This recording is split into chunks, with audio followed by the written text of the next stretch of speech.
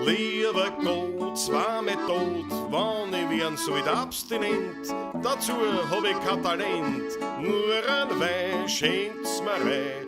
Ich bin heut, weil's mir gefällt, immer lustig, lebensfroh. Vor mir raus irgendwo, sing ich das als heut. Jesus, Freundl, ausgesteckt ist, da gibt's Weindeln gut und süß. Gibt's mir geschwind ein Lied daher, vorhin mir ist Kammerleer. Jesus, Freundl, ausgesteckt ist, da gibt's Weindeln gut und süß. Gibt's mir geschwind ein Lied daher, aber höher geht's nicht mehr.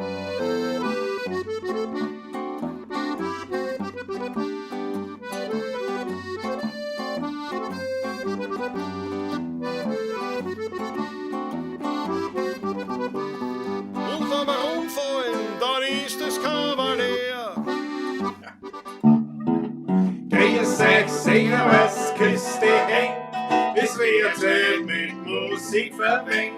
Wir spielen für euch die 16er Bohrer. Ihr hört Lieder aus früherer Zeit und manche Hodern sind schon von heute. Das Wiener Lied geht sicher nicht verloren. Der Patrick spielt die Harmonika, der Klausi zupft auf der Gitarre. Als Backe spielt wir noch den Wiener-Schar. Die Quetscher klingt halt super fein, die Kontrabombe hinten rein. Und sage klingt jetzt war schon recht normal.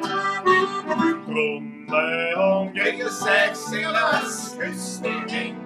Es wird Zeit mit Musik verwendet. Wir spielen für euch die 16er Bohrer. Ihr hört Lieder aus früheren Zeiten und manche Hodern sind schon von heute. Das Wiener Lied geht sicher nicht verloren.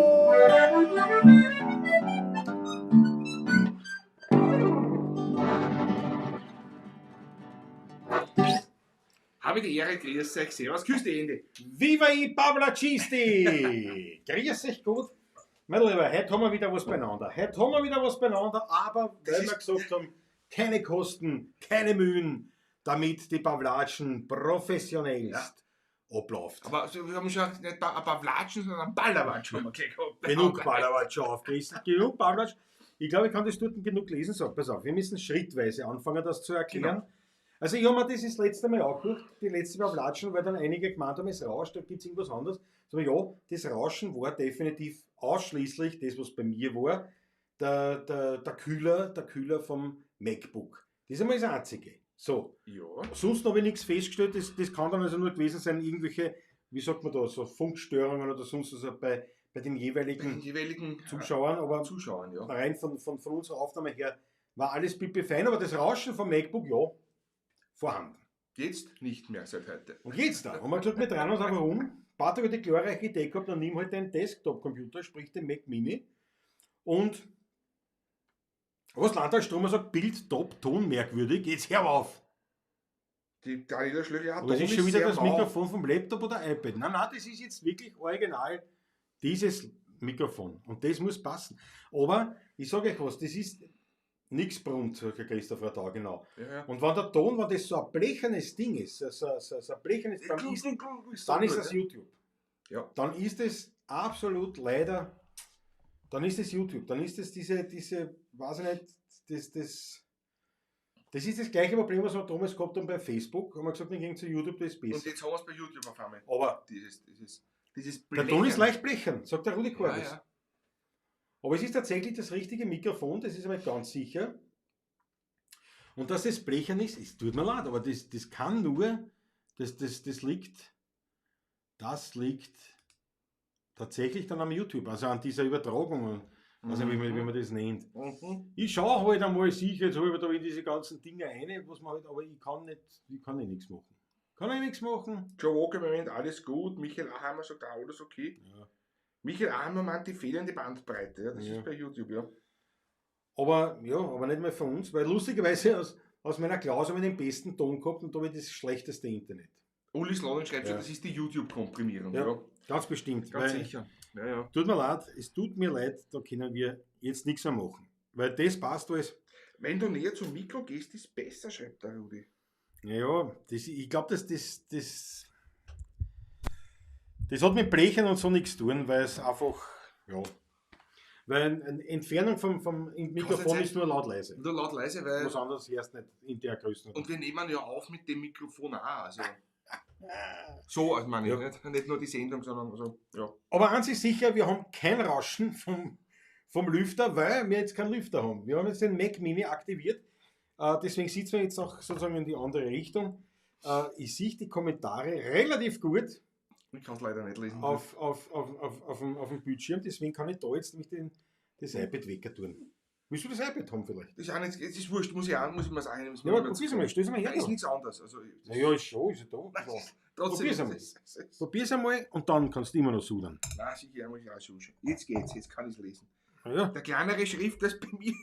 aber die kann man vielleicht größer machen. Ui. So, Ja. das geht so einfach, geht das da um nicht. Nein, tu das weg, das ist ja. Sandras Musikautomaten ist da. Ich kann gar nichts lesen, aber kannst du das da stehen lassen? Nein, mich stört es nicht. Also, Du kannst da das Handy auftun, schau. Du, nein, ich schau muss her. ja so lesen. Ja, dann hast du da das Kabel, dann schaut es noch blau aus. Ich brauche keinen Strom. Achso, du brauchst nicht Strom. Naja, jetzt aber. So, nicht das Also 13. ich häng's Das gleich dreht einmal. So hängt schon. Das drehen wir an. So. Jetzt mache ich es dann nicht mehr so, das mache ich so anlesen. Jetzt ist besser so ein falscher Motto. Wie gesagt, ich glaube, dass das Das, wirklich. das ist muss so- an YouTube liegen, das kann nur an YouTube liegen. However, also das Licht wird beim nächsten Mal auch ein bisschen besser. Es ist jetzt noch eine leicht, wie soll ich sagen, improvisierte Aktion, aber das ist ja wurscht. Das ist ja wurscht, wir sind unter uns, da kann man das machen. Und das Wichtigste ist, wir haben alles beieinander. Die Instrumente stehen da, Mikrofon, alles da. Ich kann sogar Das die Kommentare Wichtigste ist da, lesen, mehr oder weniger. Ist das nicht da? Was? Kannst du das jetzt wirklich lesen? Nein, ich kann das lesen. Ich kann das lesen. Ja. Fritz Startger sagt, passt, Hauptsache ihr seid da und spielt leibende Musik. Jawohl. Und heute haben wir ja quasi die Halbzeit haben wir überschritten vom Sechserpackel von unserem Winzer Dauertester vom Graf, Weingut Graf. Mhm. Und wir haben diesmal etwas Spezielles zum Anbotteln. Nämlich, Patrick. Ja, das ist mir Sprudel, Perlwein. Also einen Pinot Secco genannt, weil er aus Pinot Noir Trauben ist. Also ein Rotwein ist, der weiß gepresst wurde und als Secco verarbeitet wurde. Als Sprudel. Aber reden wir nicht lange um, machen wir das auf 12,5 Volumensprozente. Bereits ein 20er Jahrgang vom letzten Jahr. Die Frucht des Pinot Noir und der elegant prickelnde Abgang machen diesen Frizzante zu einem einzigartigen Erlebnis. Genau. Perfekt geeignet als Aperitif und er ist wirklich appetitanregend. Also, Na, Mahlzeit. man will ja immer ein bisschen mehr haben, wenn man den trinkt, man kann auch nicht aufhören. Ich Na, spreche Mahlzeit. aus Erfahrung.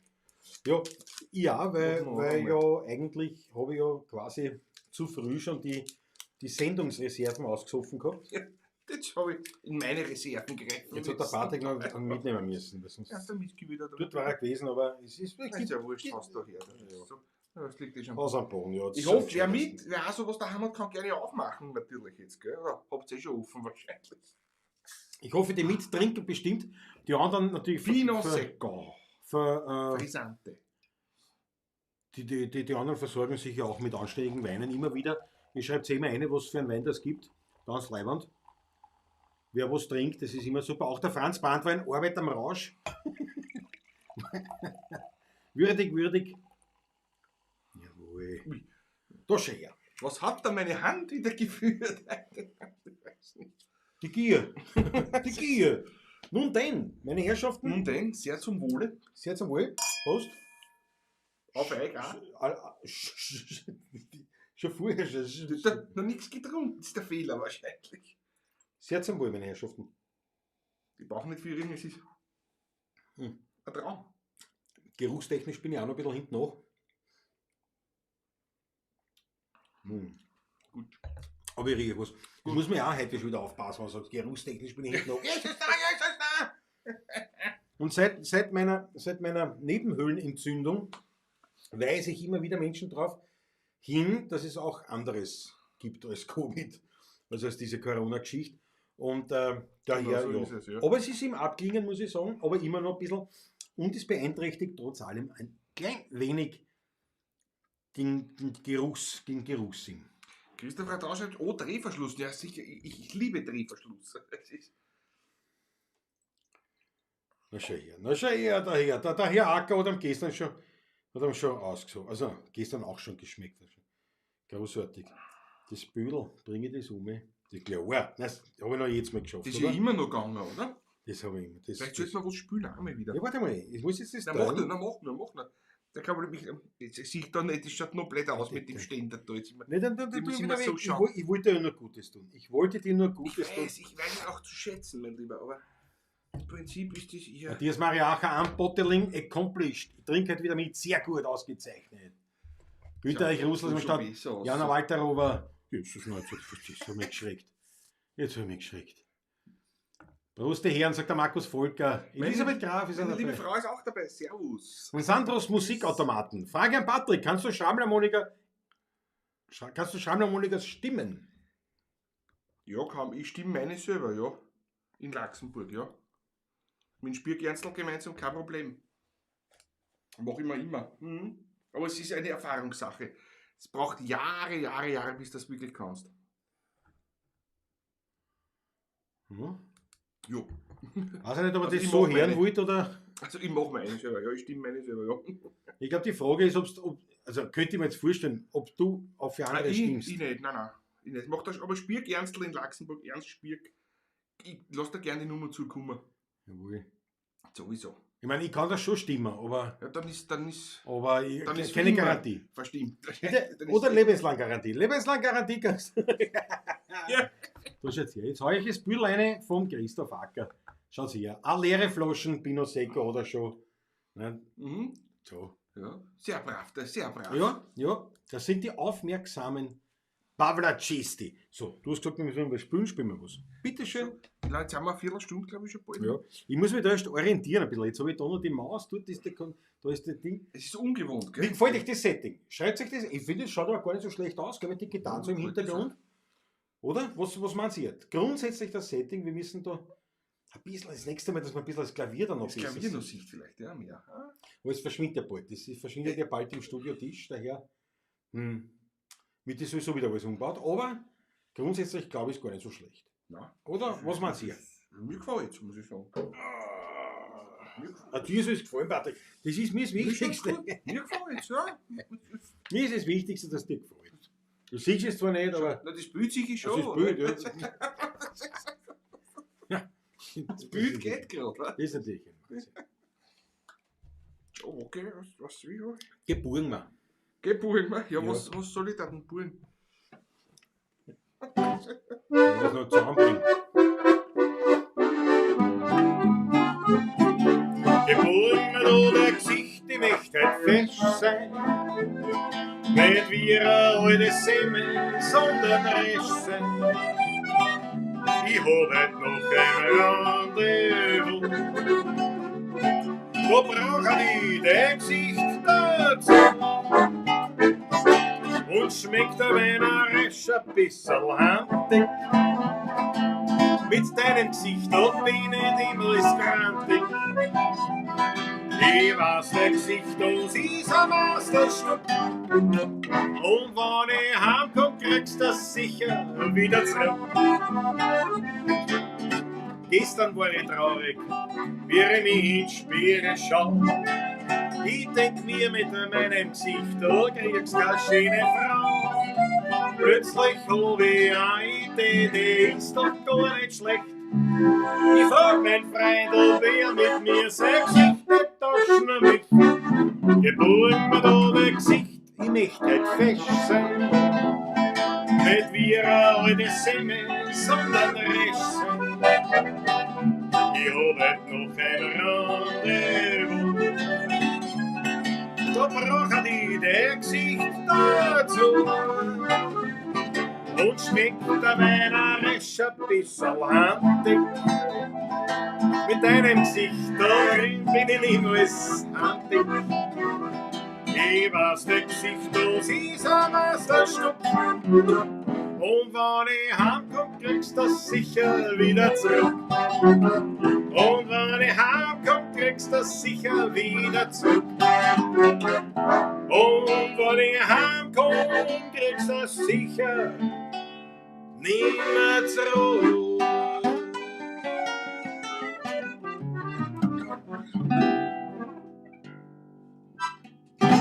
Yes! Yes, that's yes. Rudi Lux. Ganz Ein großartig. Frühwerk von Rudi Lux. Ja, aber geile Nummer. Geile Nummer, Ich mag selber sehr gern. Mir taugt die auch. Ja. Und ja, ui, es ist schon ein bisschen ein weiterer Blick doch nach hinten. Aber schau die roten Achteln. Aha, schau, das sind das Musikautomaten. Okay, bei uns in Bayern kann meine Schrammelmonika komischerweise keiner vernünftig stimmen. Naja, es ist ja eigentlich. Was der Hubert wem vielleicht, Das ist ja eigentlich. Nein, Bayern nicht, das ist das Problem. Ne? Naja, das ist Das ist eine eigene Schwebungskurven nämlich. Das musst du haben. Es ist, da ist nämlich, die ist nicht ganz flach gestimmt, da gehört schon ein bisschen, und zwar im tiefen Bereich ein bisschen mehr da. Dann, wenn es in den Bereich kommt, wird es ein bisschen flacher und dann wird es wieder weniger. Und da unten oben können schon ein bisschen zwitschern und da ist wieder ein bisschen mehr Schwebung drauf. Also das ist, ja. ja, das ist schon eigene Kunst. Ja, ja. Du, ich habe jetzt gerade so angeschaut, so das Feedback zu unserem neuen Setting. Das schaut, Also man kann auch sagen, die Rückmeldungen zu unserem Bühnenbild. Und das ist ja schaut durchaus, gut aus, gell? also diejenigen, denen es nicht gefällt, haben sich zumindest nicht geäußert dazu. Allen anderen gefällt es ganz gut. Die Daniela Schlögl hat sich einen deutschen Wein rein. Ein Riesling aus Bechtheim. Aus Okay. 2014, das schon, also ein bisschen alter schon. Johanna Duschel sagt das so ordentlich, gell? Ja, nein, stimmt. Jawohl, alle dafür. Gestern auch einen alten Wein, 2016, Grünen Veltliner, Saatzen 2016 gestern getrunken. Ja, das schon her. Das schon her. War eine sehr nette Geschichte, ja? Ich habe jetzt auch letztens einen Deutschen getrunken und zwar auch einen 14er Wein. Ein Weißenart aus? Ja, Riesling oder ich Chardonnay? überlege gerade, was das war. Weißburgunder, Chardonnay, Nein, Riesling? ich überlege gerade, nein. Fixteife, der war nämlich, oder hat einen Zuckerspitzel gehabt.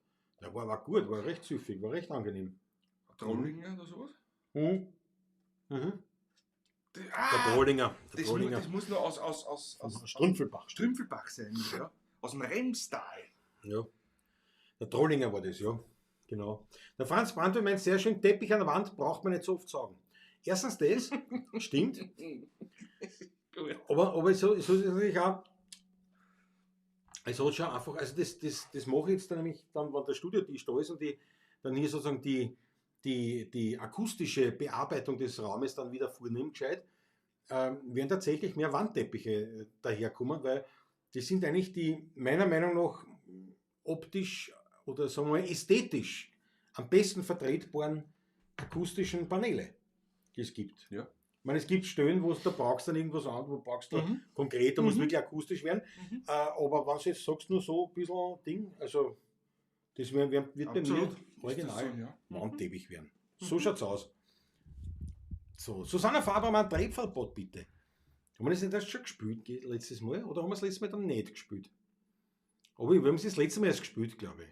Kann man das letzte Mal auch gespielt, Ja, schauen wir vielleicht, aber ich glaube, Susanne, wir werden, sucht ein anderes Lied aus. Wollen wir noch lieber. Gibt es neue Themen, meine Lieder oder mein Instrument? Was? Georg Scheurer, gibt es neue Themen? Meine Lieder oder mein Instrument? Was ist nicht, was du meinst? Oder meinst du die Instagram-Postings oder die Facebook-Postings, die ich gemacht habe?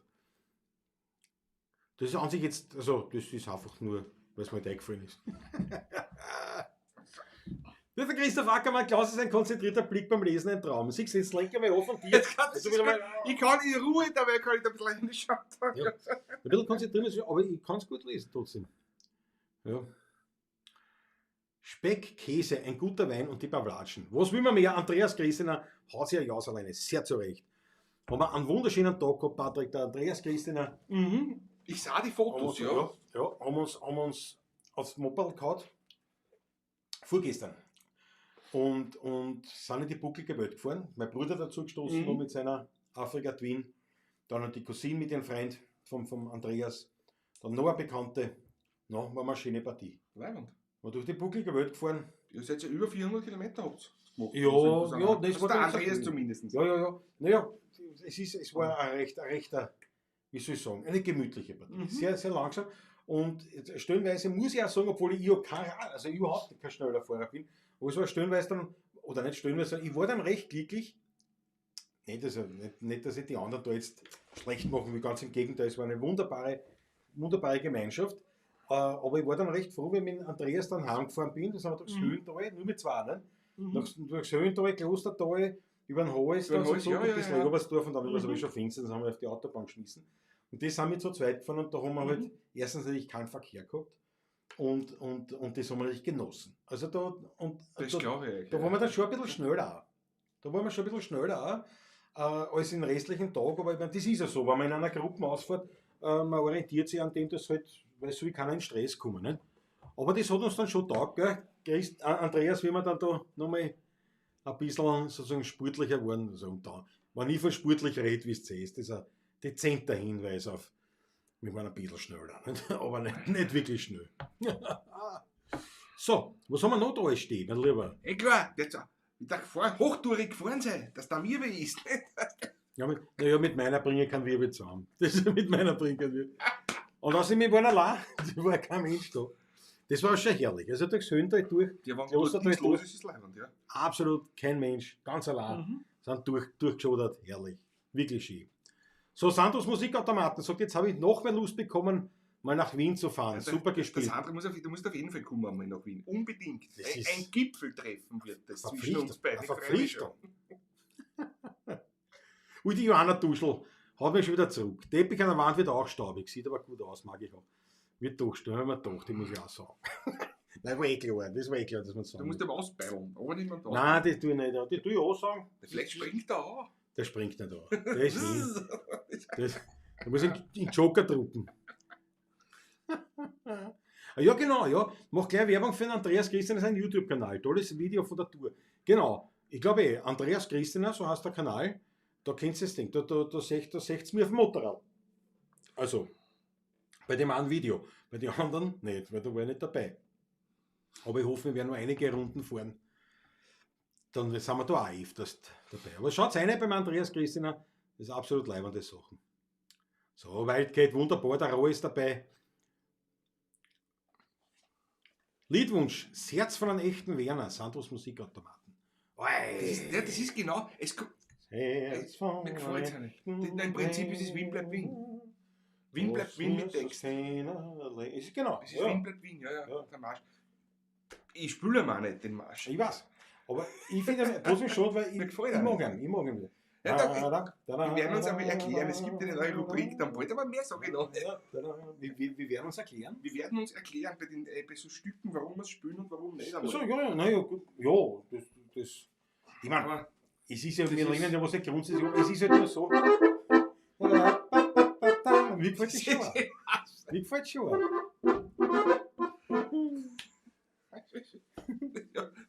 im Prinzip ist das gleiche wie. Es ist. Naja, aber ist schon ein anderes Glas. Aber, was wir machen? Wir machen einen Lena-Marsch. Wir machen einen Kompromiss. Wir spielen ein Mein Instrumentalstück. Lieblingsmarsch, ja. Also ein unbekannteres, nicht von Schamel, sondern von Karl Resch, glaube ich. Nein, Anton Pischinger. Anton Pischinger, ja. Ich meine, von den zwei, die sage ich immer falsch. Pischinger, ja. Die sage ich immer falsch.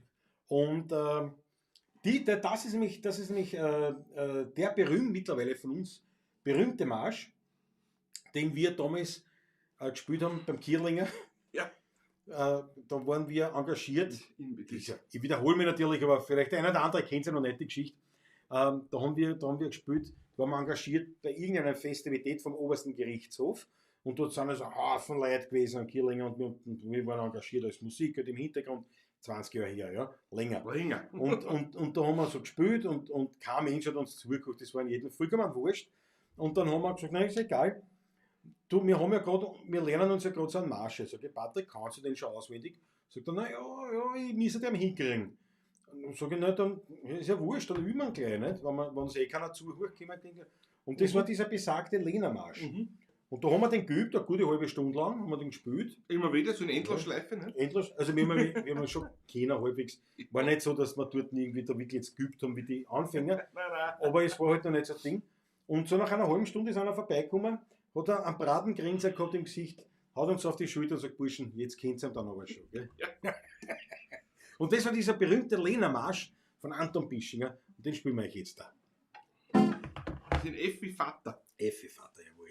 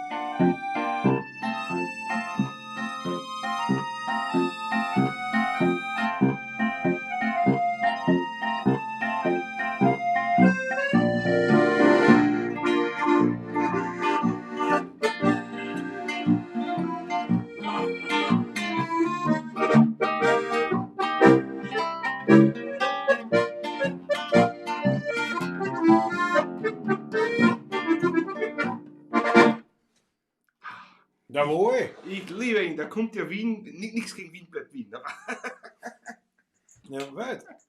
ein wunderschöner Marsch. Mit Tag der Full. Den Tag der Erfolg. Der Lena Marsch, und wie gesagt, der hat mit Hat uns Spaß gemacht, den haben wir, glaube ich, eine halbe Stunde nicht gespielt jetzt. Den haben wir jetzt schon länger nicht gespielt, ja? Hätte ich auch gesagt. Den hätten wir länger nicht gespielt. Ja, echt gefällt es auch, das ist schön. Hoffe, es ist gut angekommen. Mavi Hof ist auch dabei. Großartig, große Freude. Und ich schau die roten Achteln. Die roten Achteln! Jawohl. Wenn du mal langsam fahren willst, fahren wir zweimal aus. Dann nicht der Schlögel. Ja, ja, ich habe nichts gegen das langsam fahren. Also das ist schon. Und das stört mich gar nicht. Ich kann so ein Motorradfahrt dann absolut genießen. Deswegen habe ich das so vorsichtig gesagt. Es war dann wirklich einfach leibend mit Andreas dann ein bisschen zügiger zu fahren. Was aber nicht im Sinne ist von Jesus Name ist der Tag am Arsch gegangen und endlich haben wir fahren können. Also so ist nicht Komplett anstrengend Ja, und naja, so, das auch. Und wie gesagt, ich bin ja kein schneller Fahrer oder so, aber es ist halt, wenn du dann eine Zeit lang relativ langsam fährst, ist einfach dann leibend, wenn es dann einmal zügiger fährt. Das war es, aber sonst bin ich da, also nicht, das soll nicht so gehen, also ich bin da wirklich kein Schneller. Ich bin wirklich kein Schneller. Was? Hast du ausgesoffen, ne? Ich weiß, naja, gut, du brauchst mich nicht so anreden. Ich weiß, dass du ein Tschecher antust. Ich spiele mit dir seit 1994. Ja, ja. Also, Umgekehrt wie ein Schuh daraus, wie man sagt. ja, was wird ein Schuh? Ein Schuh daraus umgekehrt. Ja, der Straßenansee ist dabei. Jawohl. Ich schenke dir nach und werde Ich bitte darum. etwas in den Kühlschrank stellen. Michael Lahmer sagt, was nur 500er. Im geistigen Auge sehe ich den Kauf auf einer fetten Halle im Chican und Chicano-Style. Ja, ich habe nur 500er, das reicht mir vollkommen. Absolut, das reicht mir vollkommen. Was, 48 PS. Ne? Ich hab früher gehabt, die 690er Duke, die war natürlich zügiger. Da habe ich beim Überholen nicht so nachdenken müssen, aber sonst. Aber es ist absolut leibende Mopeden. Da kann man nichts sagen. Ja. So, also die roten Achteln von eine ganz große Freude. Ja, das ist schön, schaut gut aus. Mir gefallen auch Achteln einfach. Was schaut der Christoph Acker? Der ist leider, ich weiß ja, heute ist er so freundlich zu mir, schau. Neue Challenge, wer fährt am langsamsten um die Kurve? Der gewinnt leider echt der Klaus. Der fährt ja wie ein Gott. Ja, auch nur, wenn ich gerade im Training bin. Aber ich hab schon den nächsten Kurs schon ausgemacht. 14. August. Ich bin schon beim ÖMTC wieder beim Fahrsicherheitstraining. Bist du im nicht früher Motorrad. jetzt? Hast du nicht gedacht, im Nein. Mai hast du noch einen, oder? Aber nee, 14. Mai. Mai. Was hab ich gesagt? August August, hast du ja. da eine zweite Chance gemacht. Im August, September machen wir vielleicht einen Enduro-Kurs. Der Andreas und die. Mhm. Aber nein, ich mache so Kurs. Und das wirklich das Schwierigste ist tatsächlich das langsam fahren. Schön mit Fahrrad kannst du Ja. Ganz langsam und ganz eng Achter fahren Ja. mit Fahrrad. Ja. Das ist ein Luder. Bis der Norden kommt, Christoph, da, das hätte mir echt tun, aber da wird man das Geld finden. Norden? Da wird man das Geld finden. Ja. Nein, aber das ist wirklich eine große Kunst zu sagen. Und das Leibende ist, da gibt es diesen VfV, das ist der Verband für Verkehrssicherheit oder so irgendwie heißt der, das ist von der Polizei. Das sind Motorrad, das ist in den 70er Jahren ist der gegründet worden. Das waren die weißen Mäuse, nicht? Das sind die Polizei-Motorradlfahrer. Und damals hast du es ja gehabt, du hast den Führerschein gemacht. Ich meine, du hast den Führerschein gemacht, du hast nicht fahren gelernt. Ja, das war ja damals noch ein bisschen anders. Das war ja anders. Und deswegen haben die das ins Leben gerufen und gesagt, na pass auf, die weißen Mäuse, die Polizisten kriegen eine Top-Ausbildung am Motorradl und quasi Otto-Normalverbraucher hat da gar keinen Zugang dazu. Ja. Und jetzt haben die diesen Verein gegründet, damit die Leute sozusagen trotzdem jetzt nicht für horrend viel Geld da einen Kurs machen können. Und dort habe ich gemacht. Und dort lernst du natürlich bei der Kiewerei, natürlich das Langsamfahren perfekt. Und das ist echt eine Herausforderung. Und das mache ich heute noch. So Achter fahren, ganz enge Achter irgendwo auf dem Parkplatz oder in der Gassen. Das ist eine arge Geschichte. Also langsam fahren ist echt gar nicht so leicht. Genauso, das kann man auch sagen, wirklich wie bei der Musik. Langsam spielen. Ja, langsame, einfache Lieder sind gar nicht so einfach zu spielen. Das ist so. Weil, wie sagt man, herumschwassen, also Fingerfertigkeit, Virtuosität aufbauen, das ist eine Trainingssache. Aber wie beim B.B. King oder was, nicht? Der spielt 5 Noten beim Blues. Und das ist leiwand. Und das ist halt jetzt vielleicht ein bisschen weit hergeholter Vergleich, aber weil wir halt gerade vom Motorrad geredet haben. Und es passt zur Musik, weil eben da ist das auch. Man muss auch langsam spielen können. In erster Linie. So. Prost. Jetzt habe ich so viel geredet und keine Luft gekriegt. Zum Wohle. Unser Winzerdauer ist der Weinbau Graf. Herrlich. Ja, und trotzdem sind wir schon im Endstadium. Also wir haben nur mehr 2 Sendungen mit Wein von Graf. Und dann müssen wir schon weiterziehen zum nächsten Dauertest. Höfler, nicht? Also, Ja, Höfler steht an. steht an, noch wieder mal, ja. Ja, Höfler, Strauch. Eventuell. Aber ich glaube, der Michi ist schon Höfler der haben Erste. wir schon gekriegt. Das, Haben wir schon, genau. Hat da jeder angekündigt und das werden wir Stimmt. gleich hernehmen. Manfred Daschl habe ich schon gesprochen. Der hat dann im Mai alles gefüllt. Wird dann der nächste werden. Das passt ja dann super Der zusammen, wenn wir bei einem Und wieder aufhören werden. Ja. Weil das Problem ist, dass ich jetzt im Mai, 19. Mai, jetzt schauen wir mal, ob wir das wirklich aufmachen dürfen. Ne? Das ist ja alles noch gar nicht so sicher, wie es alle sich gefreut haben. Und dann ist halt das so. Also beim Stammersdorfer Köllergassen, beim Dornröschenkeller haben wir festgestellt, naja, nach den herrschenden Regeln könnte man dort nur für 12 Leute spielen. Im Garten schaut es anders aus. Das wird man dann so. Garten ist anders. Bei schönem Wetter werden wir es machen. Schier ist vielleicht. Oder wir machen es vor 12 Leuten auch. Naja, es ist halt. Die Umwegrentabilität Nein, ist natürlich schon gegeben. Ja, für uns schon, aber es ist natürlich auch von Wirten. Ne? Das ist ja, was soll der für 12 Leute jetzt da wir einkaufen alles, ne? Aber so durch die Not. Ja. Schauen wir mal, wie es wird. Ja, Thomas Faber fragt, wann tretet die auf? Ja? Also wie gesagt, es gibt eine gewisse, wie soll ich sagen, Spannungsbreite zwischen Ich sehe, was du nicht siehst. zwischen dem, dass wir spielen dürfen und das auch wirklich geht. Also das sind zwei Paar Und Schuhe. vor allem, dass ja. es sinnvoll ist, dass ein Ja. Publikum kommt überhaupt. Ja, dass das was. Ja. Ja, klar, es muss ja irgendwo dann passen. Fritz-Status. Fritzl, ich danke dir. Fritzl auf dem Bild. Danke schön für deine 10 Euro. Hm. Und da müssen wir aber jetzt schon, bevor wir überhaupt angefangen haben, So oft, gell? ich weiß, ich trinke ja. Bevor wir richtig angefangen haben, hat der Ulrich schon einen Superchat reingekommen. Richtig, ja. Den haben wir ich vergessen. habe mich schon bedankt bei ihm sogar. Ah, hast du den? Na, gleich nachher. Das ist Superchat. So haben wir getrunken. Nein, Ich bring keinen geraden Satz aus. naja, das ist bei dir jetzt nichts so. Na ja, das ist mir ganz neu. Ja, mir nicht. Ich habe mich bei ihm schon bedankt, virtuell. Also hast du geschrieben. Geschrieben gleich nachher Alles natürlich. klar. Prost. Aber- Aber jetzt können wir so richtig. Ulrich, wir müssen auf die anstoßen. Nein, danke dir vielmals. Jetzt zum Danke Wohl. dir. Stopp da was zusammen, das ist ja furchtbar. Jawohl, Gerald Spörk ist auch dabei. Sehr gut. So. Jetzt ist mir ein Lied eingefallen und jetzt schon wieder entfallen, aber es fällt mir gleich wieder ein. Es fällt mir gleich wieder ein. Was haben wir denn jetzt geredet gehabt? Was haben wir denn jetzt geredet gehabt? Fixteife. Davor Taschler, Donnerröschenkeller. Donnerröschenkeller. Wir spielen Donnerröschenkeller. Donnerröschenkeller, ja. Nein, wir spielen Donnerröschenkeller. Ein Lied aus unserer Feder. Wurde auch auf Radio Wienerlied jetzt gespielt in der letzten Ach so. Sendung, habe ich erfahren. Ja, stimmt. Der- Radio Wienerlied, ja. Genau, ja. Stimmt, der hat das gespielt. Der Crazy Joe. Der Crazy Joe hat gespielt, ja genau. Fällt mir nur gerade so nebenbei ein. Also, ja. Ja, gehört erwähnt.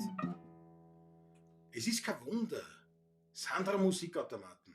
Das machen wir auch. Also, mit dem fangen wir an scheinbar. Ja. Super Idee.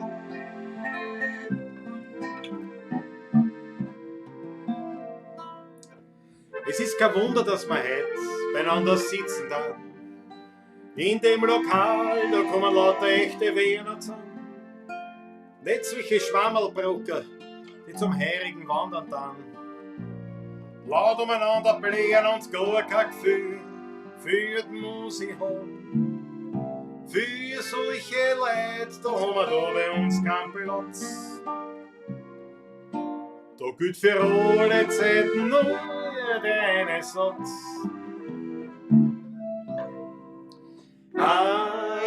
Jeder, der glaubt, am Wiener zu sein, der aufhaut und schreit, die Welt, die kehrt mein, dem sag ich ganz leise, mach die nicht so breit, durch die Liebe dumm und sei ja schön stark. Es ist schade, dass die Welt so modern und so laut, jeder auf sich und kein anderen mehr schaut.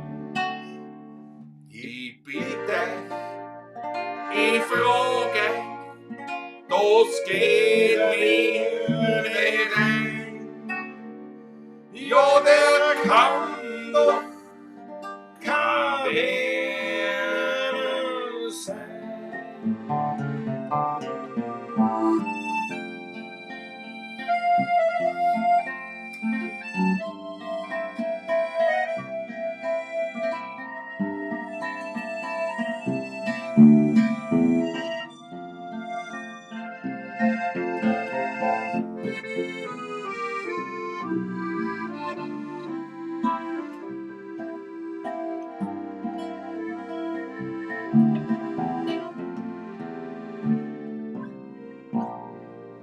Es ist schade, dass die Welt so modern und so laut, jeder auf sich und kein anderen mehr schaut. Ich bitte, ich frage, das geht mir nicht ein. Ja, der kann doch kein Wiener frei.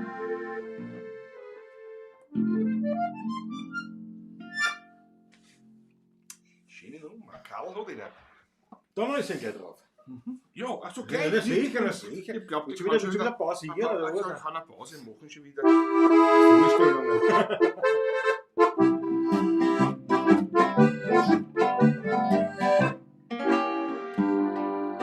Am unteren Teil der Köhlergassen, Leideln, es ist nicht zum Fassen, schmeckt der Wein nicht sauer, weil dort gibt's einen guten Hau, was Essen hat für Hahn verdient, man daran keinen Makel findet. Drum bleibt dort keiner Zaus und fährt nach Stammesdorf hinaus, weil der dann Röschen Schlaf ist jetzt vorbei. Offen ist die Köhler, die zum Essen gibt es allerlei. Zu trinken alles nur kein Bier.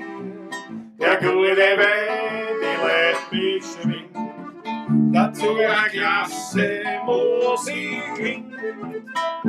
In ganz Stammesdorf spendet man Applaus, weil der dann Röschenköhler, der steckt wieder raus. In ganz Stammesdorf spendet man Applaus, weil der dann Röschenköhler, der steckt wieder raus. Die Busche schaut war viel zu lang zu, fast ungut war die Höhe Ruhe. Drum freut man sich auf sein Weindl und auf ein brates Schweindl, manchmal man im Garten sitzt und dann wieder beim Ofen schwitzt. Das ganze Jahr ist schön, wer's nicht kennt, kann's nicht verstehen. Der dann Röschen Schlaf ist jetzt vorbei. Offen ist die Köhler, die zum Essen gibt es allerlei. Zum Trinken oder das nur kein Bier. Der gute Wein, die leicht beschwingt. Dazu eine klasse Musik klingt. In ganz Stammesdorf spendet man Applaus, weil der dann Röschenköhler, der steht wieder raus. In ganz Stammesdorf spendet man Applaus, weil der dann Röschenköhler, der steckt wieder raus. Jawohl! Jawohl! Super Nummer. Nur ohne Verminderten, ganz einfach. Ach so. Macht das bämisch. Bämisch. Nicht wienerisch, es ist fast bämisch eigentlich. Ja. Ich bin vermietet nicht gehabt, weil ich es gewohnt bin. Ein gelungenes Ja. Stück eigentlich. Gefällt mir. Weil ich es gewohnt bin. Spielt das dann so eine. Man spielt es wieder in der 16, in der 10er mal jemand. Naja, Ja, vielleicht. das ist die Frage, wann wir wieder spielen. Das wissen wir ja alles nicht. Thomas Fabra, woher sollen wir das wissen? Das weiß ja sonst auch keiner was. Jawohl, Georg Scheurer, unser Winzertauertester für 6 Ausgaben.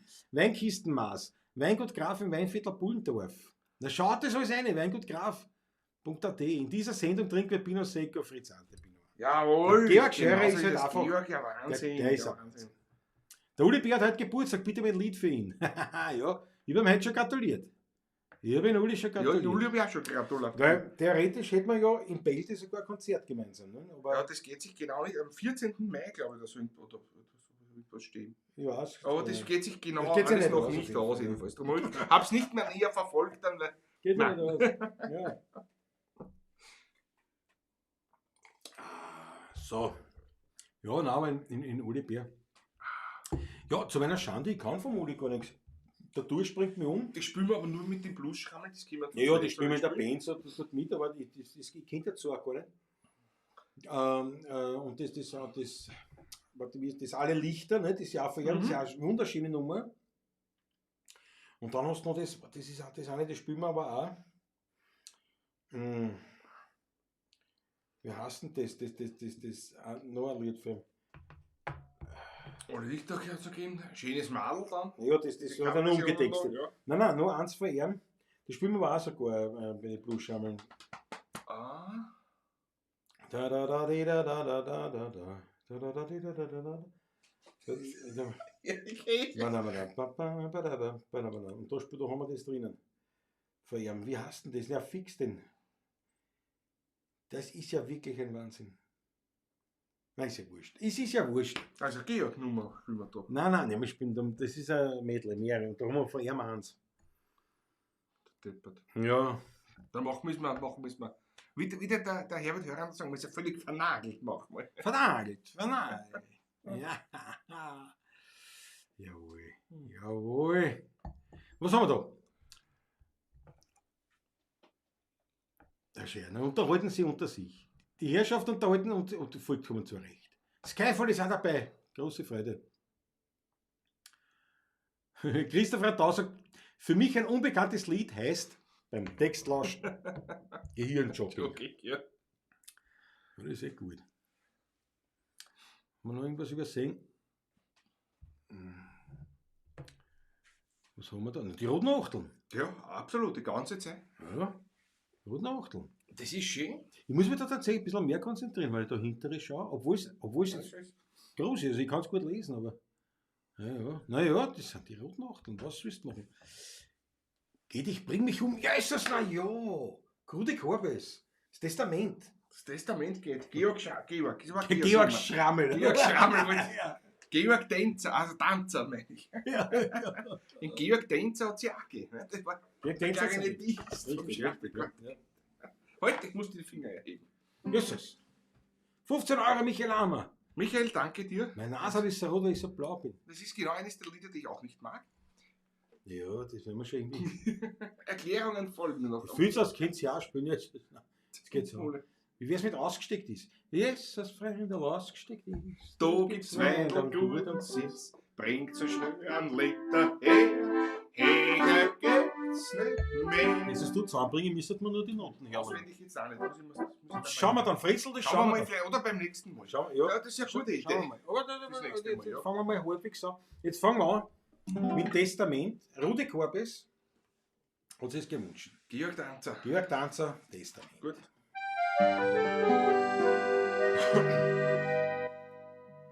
Ich bring mich um.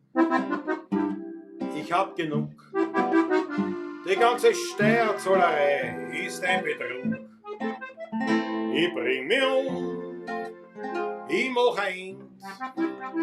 Doch vorher schreibe ich noch ganz gescheit wieder mein Testament. Mein Hirn, das kriegt die Polizei. Weil der die kann's und den nimmt es sicher gleich. Den Körper schenke ich der Medizin. Und nur mein Arschloch kriegt's Finanzamt Wien. Ein kurzes Lied. Ist nur ein kurzes Lied. Ein kurzes, ja. Das singt man nach 10 Achtel. René Bolzan nach 10 Achtel. Was haben wir das Tabakraucherlied?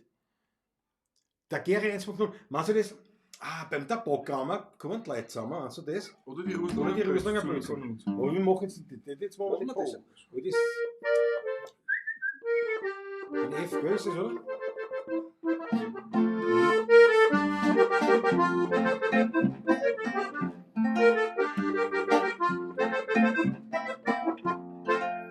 Beim Tabakraucher kommen die Leute zusammen. Der Pfeifen stand in Lerchenfeld. Weil die Feinfeger irische Mierdegel daraus verkaufen dann uns der gut.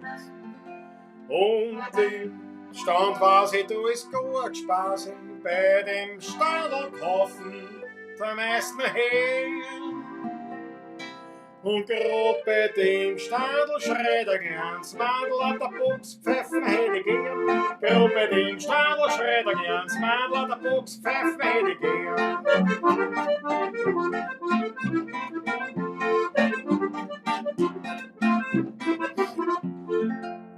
Und der Wogbauer und der Brutschauer gingen ähnlich bei einem Stamm vorbei. Die zwei haben keine gute Verstanden, singst, das war eine rechte Verräterei. Und der Wohnbauer macht einen Zuschauer, wie er mit seinem Feuerzeug umspringt. Da ist der Staatsbrochen in der Hundsknochen an der Boxfeier zusammenbringt. Ist der Staatsbrochen in der Hundsknochen an der Boxfeier zusammenbringt. Hey!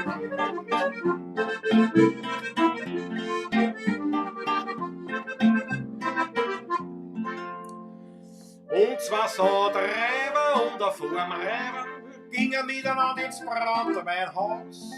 Sind zum Tisch gesunken, haben einen Schnaps getrunken, konnte jeder mit seinem Pfefferl aus. Und die Formreiber sagen zum Saatreiber, wenn's der Kerl bist, dann steckt das Haus. Tut der Viechkerl an der Boxrell und kein Mundspitzel nimmer dran. Tut der Viechkerl an der Boxrell und kein Mundspitzel nimmer dran. Eine hab ich noch. Was ist das nächste Geschenk? Ich hab's selber gesehen, was der Schmiedemeister hat aufgebracht. Der hat holen wollen, dass die Schmied gesehen nicht Tabak rauchen bei der Nacht. Und da in der Box. Keine Ahnung, wie das weitergeht, aber am Schluss geht's dann so. Da hat der kleine Pfeil sein der Boxbeidel in der Kultbuben drin versteckt. Und der kleine Pfeil sein der Boxbeidel in der Kultbuben drin versteckt.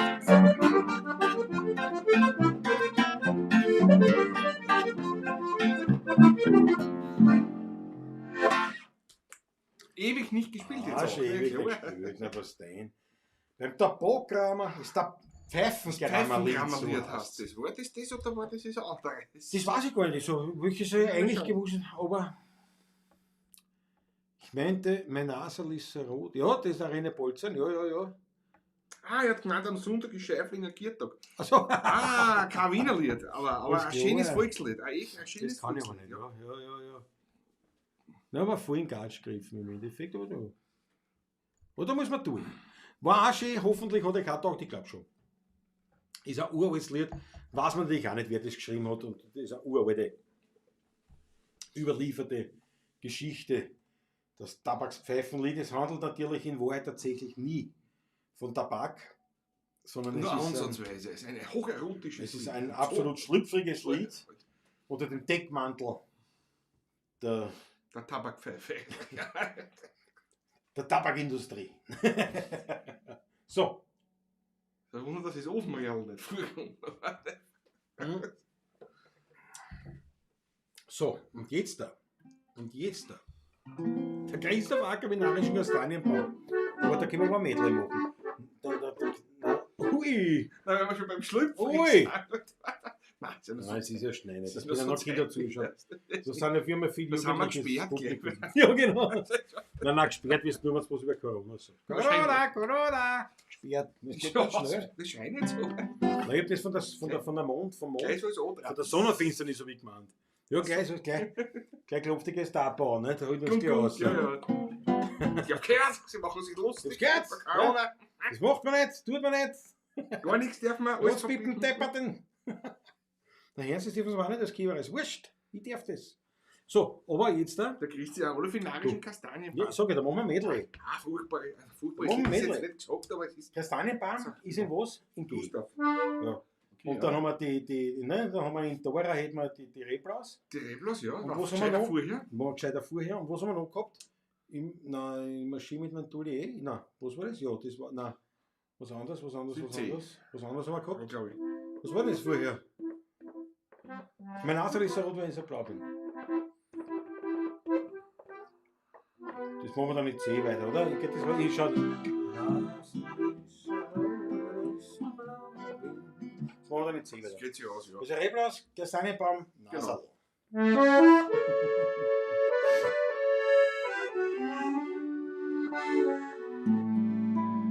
Dass das Spiel gar nicht eine Schlachtel gehabt hätte. Entschuldigt, ich fange noch mal an jetzt, ja. Na, vielleicht willst du vorher einen Wein holen. Noch. Ah ja, ich hole einen Wein. Das kann sein, ich dass trinke die- eh keinen mehr, aber... Dass die leeren Glaseln irgendwie ein bisschen. Ja, das ist furchtbar. Stottern beim Reden und so spülen. Ja. Na, erst. Ich bin erschüttert. Bitte um Verzeihung. Ja, das passt. Jetzt kriegst du aber das mit, was ich immer mitkriege. Ja. Christoph hat da gesagt, ich denke, ihr dürft bald wieder, ja. Sicher. Wir wissen es aber nicht. Und spekulieren nutzt nichts, und es ist ja so, man kann ja eben, das braucht ja schon ein bisschen einen Vorlauf auch. Ne? Man muss das schon vorwissen, und zwar fix. Und dann muss man wissen, wo es sein soll und wo es eingehalten werden muss. Und dann muss man Werbung machen und dann muss man schauen, wo es reserviert ist. Und dann muss man die Leute auch unterbringen. Ne? Und die Leute müssen auch kommen. Ja. Weil das ist alles nicht so gesagt. Ne? Und wie gesagt, selbst wenn man eben spielen darf und dann hast du nur 10, 20 Leute, ist lieb, dass ich spielen darf. Aber man, das 20 geht ja schon fast. ja, aber man, jetzt ihr wisst, wir sind jetzt wirklich nicht die geldgeilsten Menschen auf dieser Welt, aber es ist halt unser Hauptberuf und ich meine, mit einem Publikum mit 10 Leuten da brauche ich gar nicht spielen gehen. Das ist einfach, ich meine, jetzt blöd gesagt, aber bei der Pavlatschen mehr. Deswegen möchte ich gleich darauf hinweisen, auf den virtuellen Hut. Auf den virtuellen Hut. Ja, weil mich hat mich schon wer gefragt auch, also jetzt 2, 3 Mal über diese Frage gekriegt, du, was spendet man so, was ist denn üblich? Ne? Und es fällt unter Schmattes, also sprich Spende, also das, was du gibst, das ist vollkommen wurscht, in welcher Genau, Höhe so das ist es. ist. Natürlich freuen wir uns über viel, aber wir freuen uns über jede Aufmerksamkeit und jeden Respekt, der eben in pekuniärer Art dann da erscheint. Also So es ist gibt es. da einfach keinen Wert und nichts, wo wir sagen, na, der zahlt wenig oder mehr oder was, das nicht. Und ich habe dann immer so gesagt, wenn es jetzt das betrifft jetzt aber fast eher ein Live-Konzert dann, ne? Wenn man wo spielt, zuerst wo hat man so in einer Kerbe alleine, dann sage ich mir nur, schau, was kosten rundherum so Konzertkarten oder nicht, also jetzt nicht gerade Philharmoniker vielleicht oder so, oder Elton John oder irgend sowas, aber was kosten so ein Musikbeitrag normal und in der Größenordnung, nicht? Also so 10, 20 Euro. Das ist was Übliches im Kerberl, aber wie gesagt, da jetzt auch speziell, wir sammeln an, virtuell und ihr haut eine, was auch immer ihr wollt und für jeden, der was reinhaut, sind wir wirklich herzlichst dankbar. So, Absolut. So genug ist es. gesprochen. Du sprichst weise aus deinem Mund. Ja, Ich hoffe, ich kann nicht spielen wieder. Ja, das hoffe ich ja. Das hoffe ich seit 20 Jahren. Aber der Andreas Christian steht auch, was ist los, Patrick? Ne? Siehst du, das geht dann nach bald 40 Jahren Musik machen. So. Du, aber der Christoph Acker ist gut. Für 15 Leute brauchst du keine Werbung. Ne? Ui, Acker, weil ich den Narischen spielt, obwohl Patrick den Text nicht will. Ja, 5 Euro hat eine. Text wollen wir Christoph beide Acker, nicht. Dankeschön. Ich bin nicht mehr, wie sagt man da? Ich bin da halt mehr eine Quotennutte. Bin ich auch, aber Dankeschön, Christoph.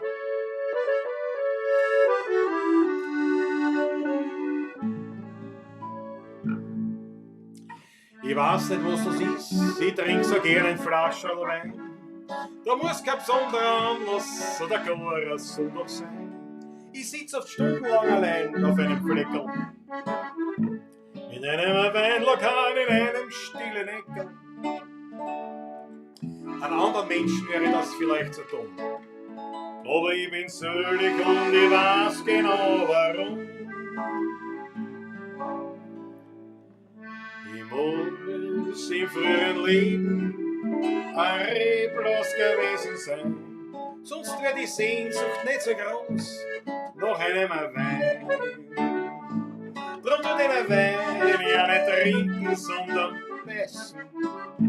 Ich hab den roten grad so gern, als wie den weißen. Und schwören könnte ich, dass ich eine Reblos gewesen bin. Ich weiß bestimmt, ich hab gehaust in einem Weingarten bei Wien. Drum hat den Gopolskirchner ich so vom Herzen gern. Und wenn ich stehe, möchte ich ein Reblaus wieder wehen. Du narischer Kastanienbaum, du blühst erst im August. Warum erwacht so spät in dir des Frühlingslebens Lust? Du narischer Kastanienbaum, du bildest dir wohl ein, du könntest dann der Herbst schon mal ein junger Frühlingsstürmer sein. Mein Eisel ist so rund, weil ich so blau bin. Ich trinke für mein Leben gern den Wein. vielleicht schon etwas grau bin. Der Wein, der lässt mich jung und fröhlich sein. Und nimmt an meinem Nasel jemand Anstoß. Ja, dann lade ich ihn gleich auf ein Falasch allein. Und wenn ich mit dem Glas mit den Anstoß, dann trinkt doch er wie ich so gern den Und weil jetzt sich, dass die Irme Hinkofer zuschaut. Zum Geburtstag viel Glück, zum Geburtstag viel Glück, zum Geburtstag, liebe Irme, zum Geburtstag viel Glück.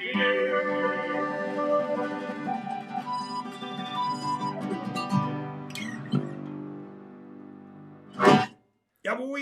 Hoch soll sie leben, hoch soll sie leben, dreimal hoch. Hoch soll sie leben, hoch soll sie leben, dreimal hoch.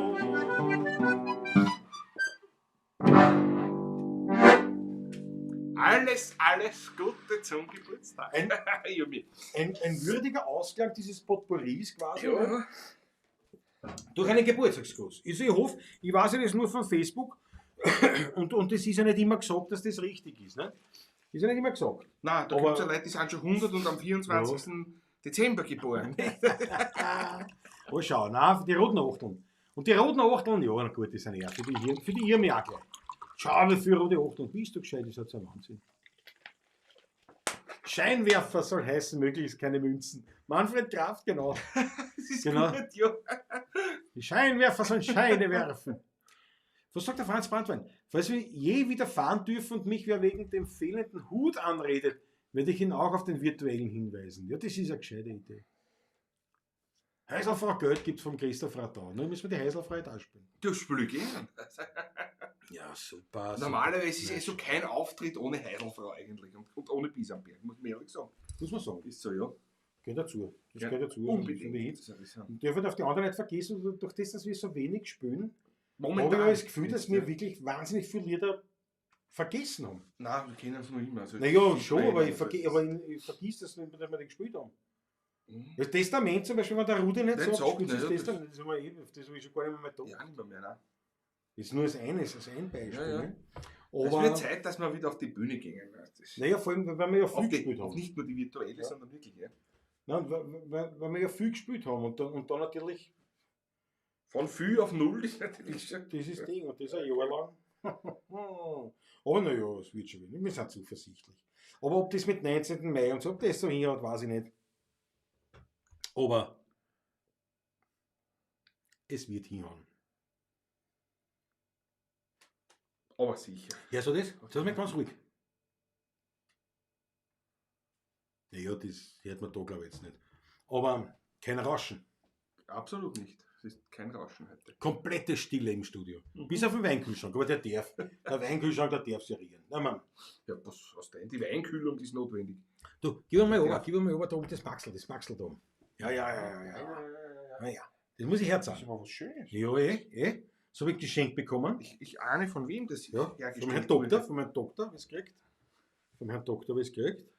Und zwar ist das, muss ich schauen, ob man das sieht. Da habe ich zum Geburtstag gekriegt. Und zwar eine Zinnfigur. Da sieht man den? Naja, verschwommen. Ist der aus der österreichischen Zinnfigurenmanufaktur? Nein, das hat einer selber Kalten gemacht. Leute geben? Nein, ist nicht vom Ding. Das Kein ist, Glader? nein, von meinem Doktor habe ich gekriegt. Von meinem Doktor. Ich glaube, Glader ist das. Ich gesehen habe. Nein. Das hat ein Freund von ihm, der macht diese selber. Und der hat das entworfen, das ist der liebe Augustin.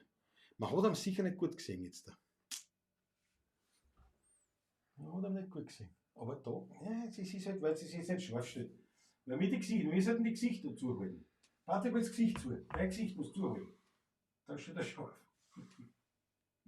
Oder auch nicht. Oh ja, das funktioniert. Schaut, das ist vorne. Bewegt dich nicht, Patrick. Und das hinten. Oh, so. Geht schon. Geht schon wieder. Ne? Der Hauptsache, du hast deinen Spaß. Was? Zeig dein wahres Gesicht. Ja, Der liebe Augustin. Liebe Augustin, ja. Liebe Augustin Sackpfeifer. Und eines meiner tatsächlich Lieblingsbilder von Karl Hodener ist ja auch der liebe Augustin. Verlässt Wien. Ja, warte mal, das habe ich da auch wo auf dem das Bucheinband da hinten. Ich hab schon. Wo das Buch ist, ja. Auch wirklich ein sehr schönes Bild. Ich habe es in Original schon gesehen. Ich durfte glaube, du es. sagst. In Original sehen, Ja, ja. das ist auch schon, aber sehen. Aber das ist das, ihr kennt das eh. Also viele von euch kennen es. Das ist immer das so. Und da hast du halt da, das sieht man jetzt da nicht in der Kamera. Das ist ja der Augustin, nicht? Da ist die alte Wiener Stadt und da sind die Türkenzelte schon von der Belagerung.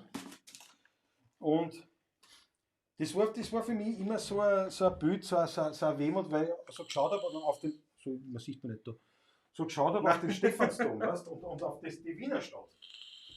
Diese Wiener Stadt in der Essenz gebildet, also quasi wirklich jetzt nur der Stephansdom und ein paar Häuser rundherum. Genau, Also das also alte wirklich- Wien, das verlassene, das Ja. neue Wien entsteht auf dem Hut bei ihm.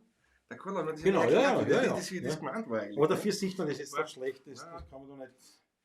Aber auf jeden Fall, das hat mich immer, und darum ist der liebe Augustin als Sagengestalt, als historische Figur kann ich nicht sagen, weil was weiß ich, ja, ob es den wirklich geht. Was oder weiß, wie wissen es wir geht. alle nicht. Das ist ja so, ne? Aber als Sagengestalt und eben diese Ideen, die damit verbunden wurden und so wie eben der Hodener Karl das Bild gemacht hat, und das, wenn du so auf das Wien schaust und wirklich nur eigentlich also diese Essenz der Wiener Stadt hast, Ja, genau. und da merke ich dann, dass ich ein Wiener bin. So sehr ich mich aufregen kann über Wien und so gerne nicht in Wien bin und so gerne außer von Wien, aber das ist dann für mich reinste Wien ist auch. Absal, das ist meine Heimat auch schon. Das ist so. Das ist so. Landtagsstrom, Markus, gerne kannst du zum Taschler. Ruf an beim Manfred. Und für den 10. Juni. Einfach beim Manfred einmal anrufen, der nimmt Reservierungen entgegen, der Manfred. Ja, freilich. Alles weitere sehen wir dann eh. Also wir sind voll am Werken bereits. Sowohl Donnerwischen, Keller, Lendner, Korl, alles. Also nehmen wir die Ja, ja. Klar. Also so unsere Stamm Keine Scheu, also mehr als dass man dann auch sagen muss, wieder kann nicht sein. Ne? Der Landtagsstromer sagt, ja, 10. Juni im Taschel, das war super, ja. Aber da geht es sicher schon. Da geht es ganz sicher. Wenn wir im Garten draußen spielen werden, wahrscheinlich so. Ja. Was wieder Also wenn wir im Garten spielen dürfen, geht es und der Manfred hat gedacht, 100%. vielleicht machen wir sogar eine Weingarten. Ja. Gut, aber das muss man eher fast extra machen. Nein, überhaupt so, wenn wirklich mehr Reservierungen sind, hat er gemeint, machen wir Ach so. so, ja. Ist ja nicht weit, ne? Ja.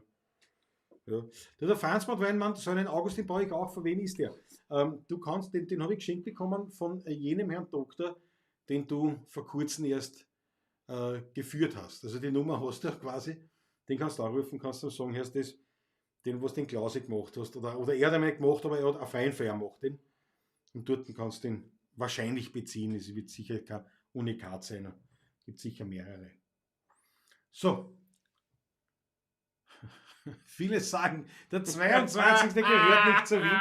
Manche sagen sogar Mordor dazu. Der Klaus ist nicht im 22. Nein, wir sind im 21. 21. Aber der 22, ja, da.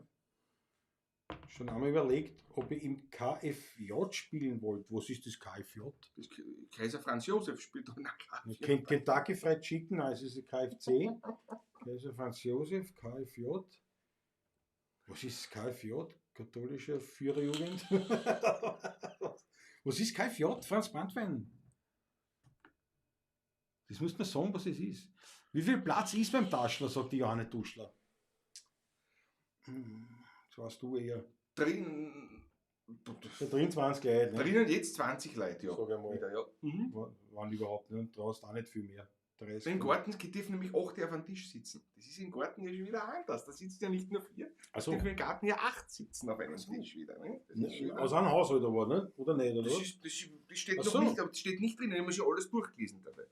Es wird aber jetzt, täglich wird das immer wieder aktualisiert. Das Ja, ist, eben. ich bin schon wieder nur am Lesen wie vor einem Jahr, kommt mir wieder vor, weißt du, das ist, ob das alles auszufinden ist. Der Landtagsstromer Markus fragt, die Frage ist, ob ich über die Grenze kann. Ist sicher. Du, wir machen das im Untergrund. Wir schleißen die. Wir machen, wie heißt das? Wie heißt das? Die Grenzschleuser, wie heißen die nicht Schmuggler? Schlepper. Die Schlepper. Schlepper. Ich mache eine Schlepperbande. Ich Ich mache eine Schlepperbande, tun in den Landesstrom um. komme mit dem Schlepper, mit dem alten. Ja, ja. Schau, ihr mich hinkaufen. Danke, ihr seid einfach ein Wucht. Ich suche mein Gleichgewicht. Passt schon. Franz Brandwein sagt wirklich Kaiser Franz Josef Spital. Ja, was ist denn dort spielt man? Oder ist dieser Schmäh, den ich nicht check? Oder ist das, oder? Am Kaiser Franz Josef Spital? Da spielt er Musik? Ich weiß jetzt nicht.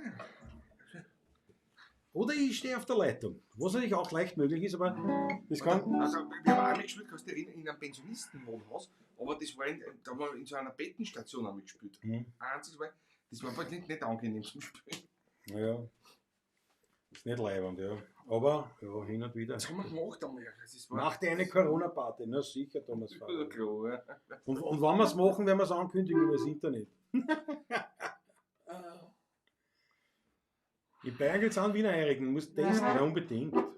So, ja, für die ihr mir jetzt da.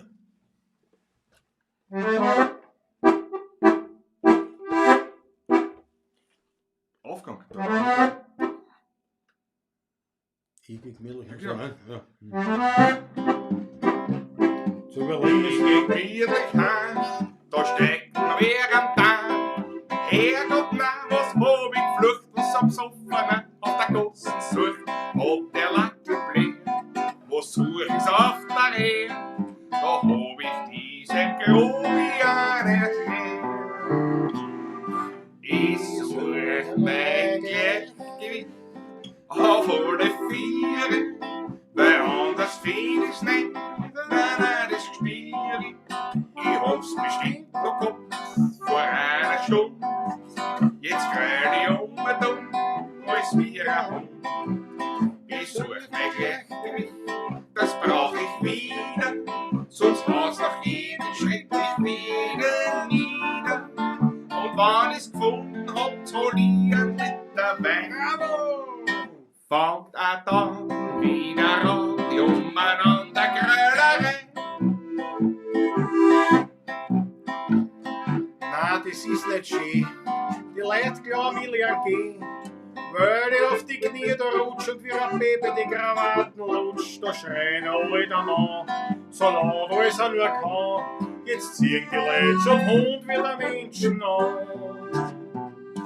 Ich suche mein Gleichgewicht auf alle Viere, weil anders find ich's nicht. Nein, das Gespiere. Ich hab's bestimmt noch gehabt vor einer Stunde. Jetzt greil ich alles wie ein Hund. Ich such mein Gleichgewicht auf und das mach ich wieder. Einfach jeden Schritt mich wieder nieder. Und wenn ich's gefunden hab, soll ich 2 Liter, 3 Liter Wein. Jawohl! Ja, fangt da dann wieder an, die umeinander Grölerei.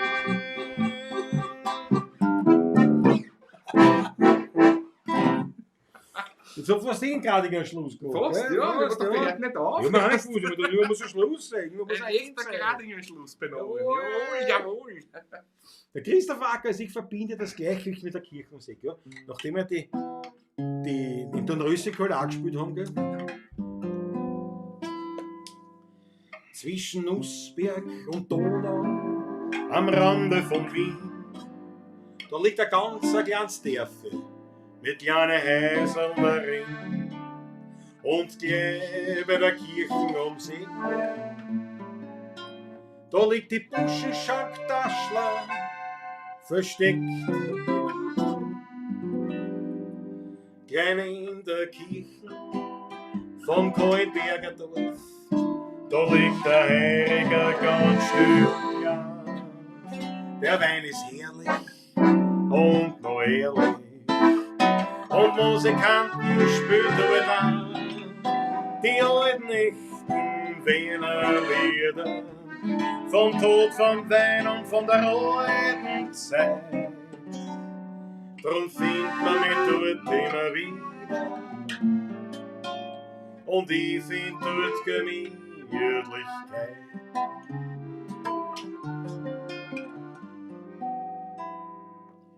tut ist noch nix neu, mit der modernisiert.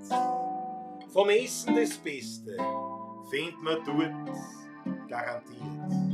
Für Frohsinn, Amor und für Glück in der Ring, in der Busche Schanktaschler am Rande von Wien. Gern in der Kirche vom Poinberger Dorf, da liegt der Herriger ganz still und klein.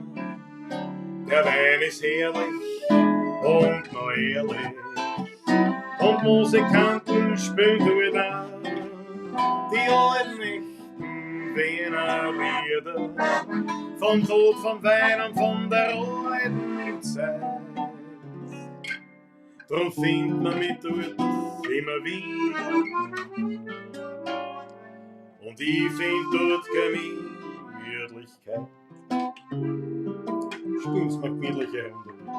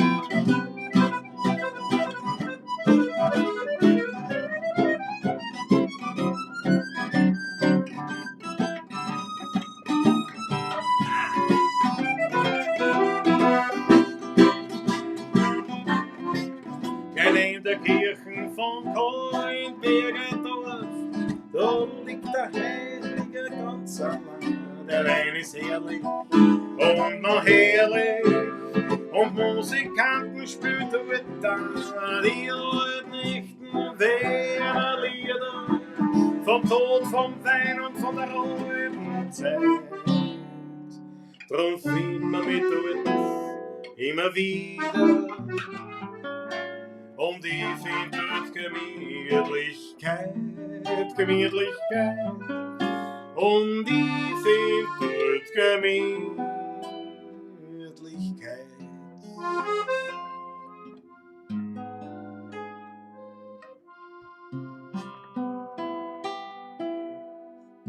Was nicht, ja.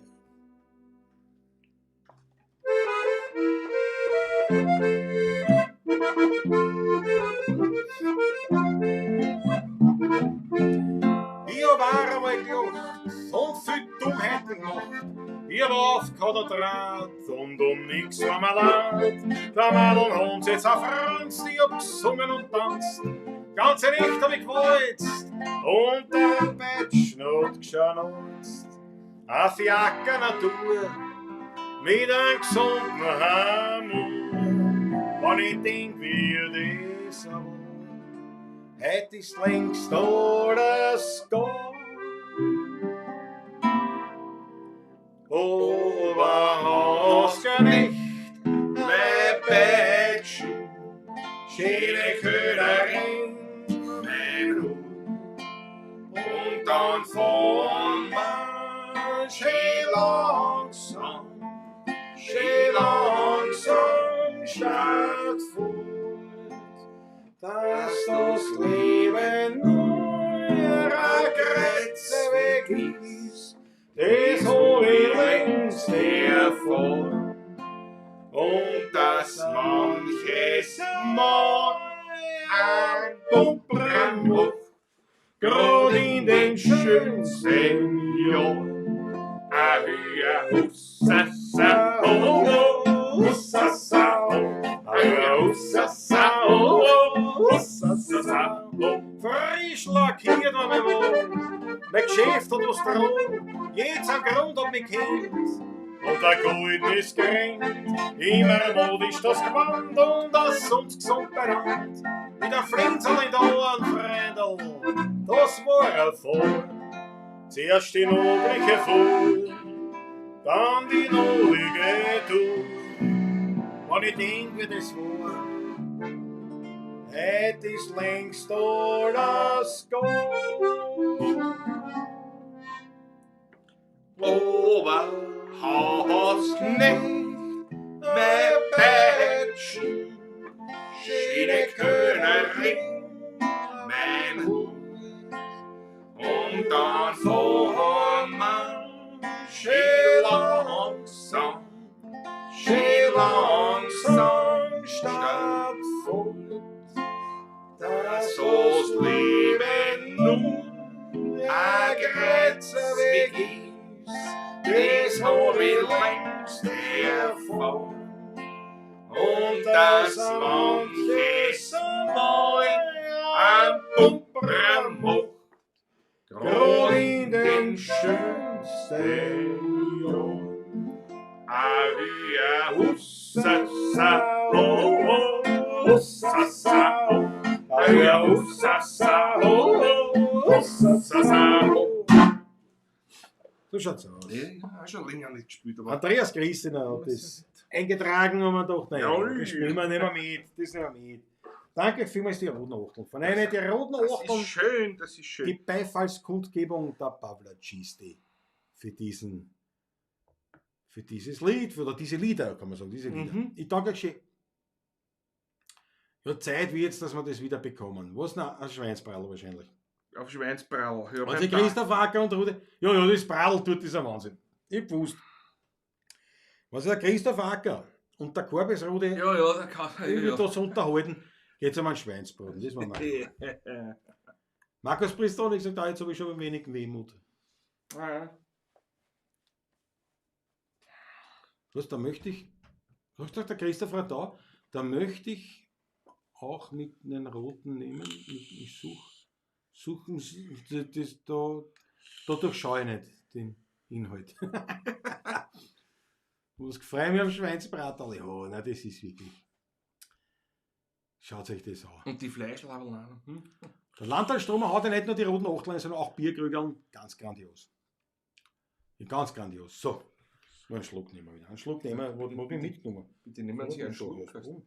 Was ist schon viel 10 oder was? Naja, das ist schon halber. Oh, vorbei. hoppala! Schon halber 10 Schau, vorbei. was schön, die Zeit vergeht so schnell mit euch. Das ist Ja, schön. ja. Das ist echt leibend. Und da im neuen Setting, gell? Aber das Das tue ich steht ausbauen. schon der Neffe wieder, ich muss Ja, gleich ja. aufhören wieder. Kannst du aufmachen auch dort. Du müsstest halt noch auf Spalt aufmachen. Aber ist ja wurscht. Da muss ich aufstehen. Mir ist nicht so. Mir ist Soll ich ein bisschen aufmachen? Ja? Mir ist Ein bisschen lüften, da mal die Patrick, mir Schulter ist schon. wurscht. Da mal ein bisschen Der lüften. dampft halt ein bisschen, das schaut ja nicht. Gott sei Dank bist du nicht mit selbstgewickelten da, ne? Weil das war Nein, das haben wir mit Absicht nicht mitgenommen heute. Ne? Weil der, Halt mir Nebemaschine. das ist- Leider, hol's mir die Dame. Hol's mir die Dame. Jetzt am Mittwoch habe ich, wenn es wo ist. Da zieht sich einer, bist du deppert. Ja, das wird doch davon. Das lassen wir da nicht offen. Lang ist das nicht offen. Ja. Ich würde gerade sagen, nein, am Mittwoch habe ich bitte drückt für die Dame, dass das der letzte Termin Ach so, da beim Auf längere Pappenschlosser, Zeit. wie man sagt. beim Pappenschlosser. Wie man so Beim sagt. Zahnarzt ist, ja. Mhm. Dann habe ich hoffentlich auch Ruhe. Wobei, es ist eigentlich ein Wahnsinn, also ich war überhaupt noch nicht anfällig bei der ganzen Zahngeschichte, überhaupt nicht, gell. Mhm. War Das ganz ist- entspannt, hat das gemacht, alles leibend. Und dann wirklich mit dieser Wurzelbehandlung auf einmal der ganze Körper. Das Immunsystem angegriffen, natürlich gröbst. Na, bist du deppert. Das war mir nicht. Alles noch wegen dem Zahn. Alles noch, da wird man nicht einmal der Zahn selber wieder. Na Ja gut, gut, aber halt druckst du die Dame bitte, gell, am Mittwoch, der letzte Termin, wann alles hinhaut. Der Lukas Macher hat gesagt, der Tom passt heute. Was? Jawohl. Ist er jetzt erst da, der Lukas? ja, Was ist ja. es nicht? Ja, Hat er viel Arbeit gehabt oder bist du im Homeoffice momentan nicht eh? Lukas arbeitet ja bei einer großen Firma hier ganz in der Nähe. Ja. Nebenbei. Ja, genau. Wein macht. genau, ja. genau. Wenn kein Corona war, hätten wir gesagt, könnt ihr eigentlich vorbeikommen nach der auf Arbeit eigentlich zu unserer Pavlatschen oder so. Ja, wohl, ja. War gegangen, aber jetzt den Umständen entsprechend natürlich leider nein. Aber die Pavlatschen ziehen wir durch. Das ist ja schon Die fix. ziehen wir durch, ja. Corona hin, Corona her. Mhm. Öffnungsschritte, was auch immer. Also das Maximalste, was eine einzelne Pavlatschen verhindern kann, ist dann sowas wie ein Philharmonikerball oder sowas in der Größenordnung. Sonst nichts, sonst ist das für uns ein blockierter Termin am Montag, weil wir da Ja, einfach so das ist wirklich das. weitermachen wollen. Daher, das können wir schon mal sagen. Das ziehen wir durch. Mein Hosentierl ist immer zu, erst. Ich habe wirklich schauen müssen, erst. Christoph Acker. Jawohl.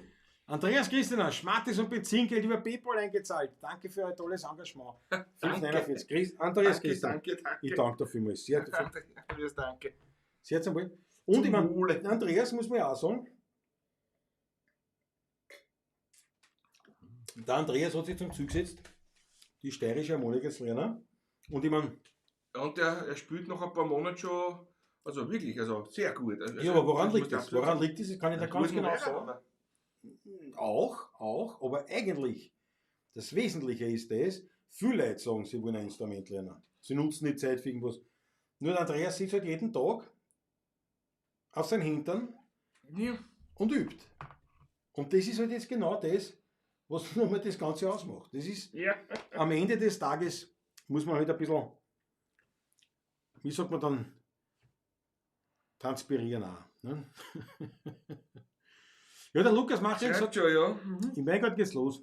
Wein füllen, Kartons verschicken, jetzt die Winterruhe vorbei. Na klar. Das ist gut so. Der Fritz Statkus ist leibend. Klaus, ich drücke dir alle Daumen und meiner Kollegen mit, ob sie es wollen oder nicht. Danke schön, Fritzl. Fritzl, die werden es gespielen, aber sagst du, es ist für eine gute Sache.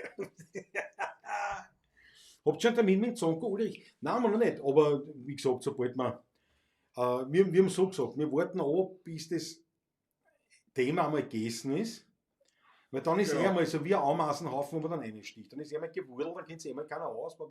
Dann passiert ja bei jedem von uns einmal relativ viel. Dann muss ich das ein bisschen legen.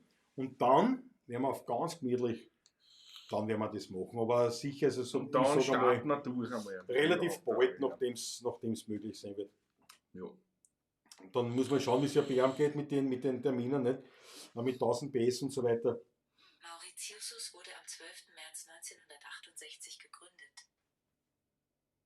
Wie kommt ihr jetzt auf Mauritius? Siri, wenn du eine redest, dann red was Gescheites mit. Mauritius.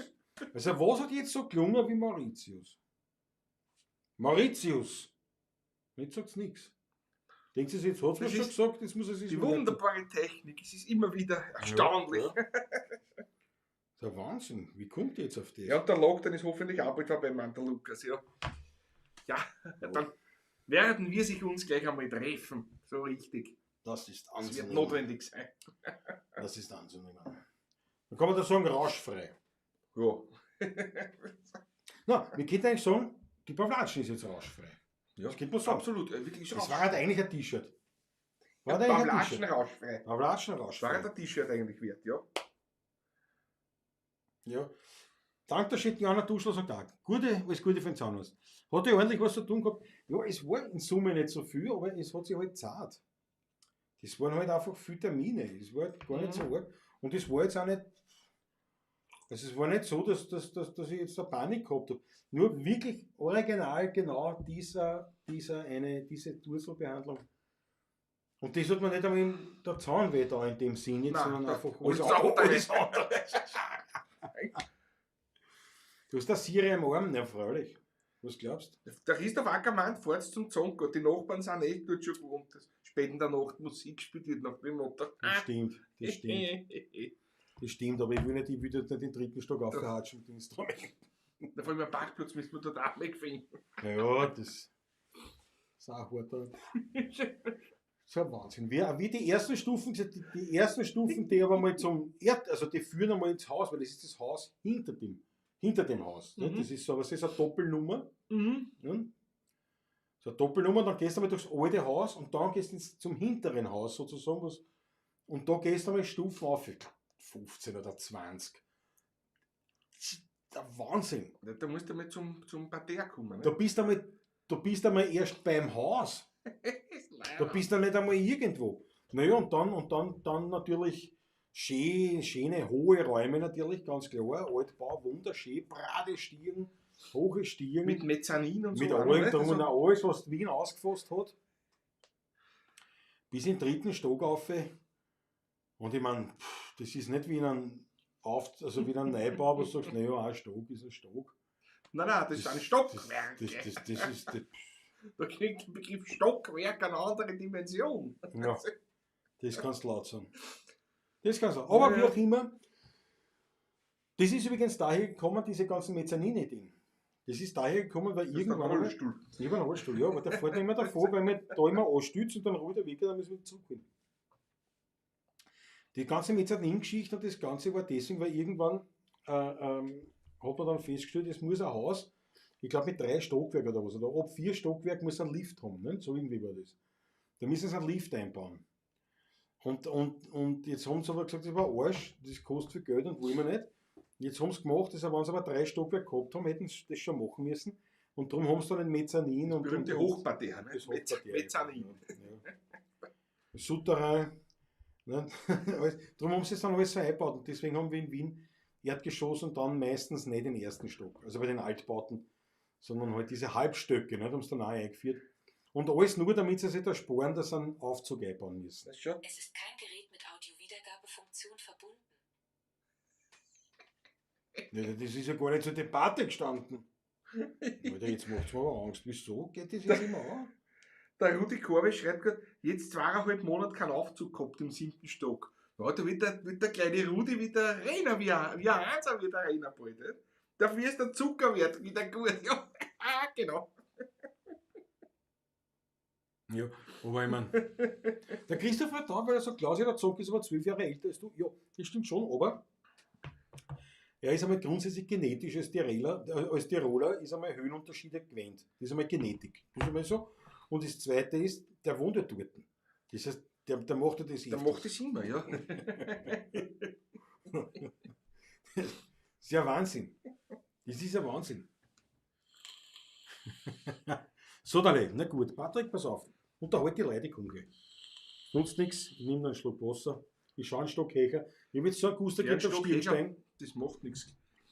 Willst du nicht, Magst du was Steirisches oder was? willst du nicht für mich auch mit soll ich aber Steirisches machen? Was meinst du? Der Franz Brandwein meint, das sperrt die Siri gleich ins Klo. Ich nehme an, du wirst dorthin gehen. Nein, ich gehe Lebkuchen kochen. Ich weiß nicht, vielleicht holst du eine Speckplatte oder so herunter. Wunschträume, Wunschträume. Träumen wird man noch dürfen. Weißt du? Ja gut, aber die wirklich eine gute Idee, die Dinkelschrotmühle auszubauen. Liebevoll von mir genannt. Und euch mit einem kleinen Stückchen hier zu verwöhnen. Machen wir was von mir natürlich. Machen wir was. Ein uraltes Stück. Das habe ich schon geschrieben da. Vor 30 Jahren, glaube ich. Oder länger.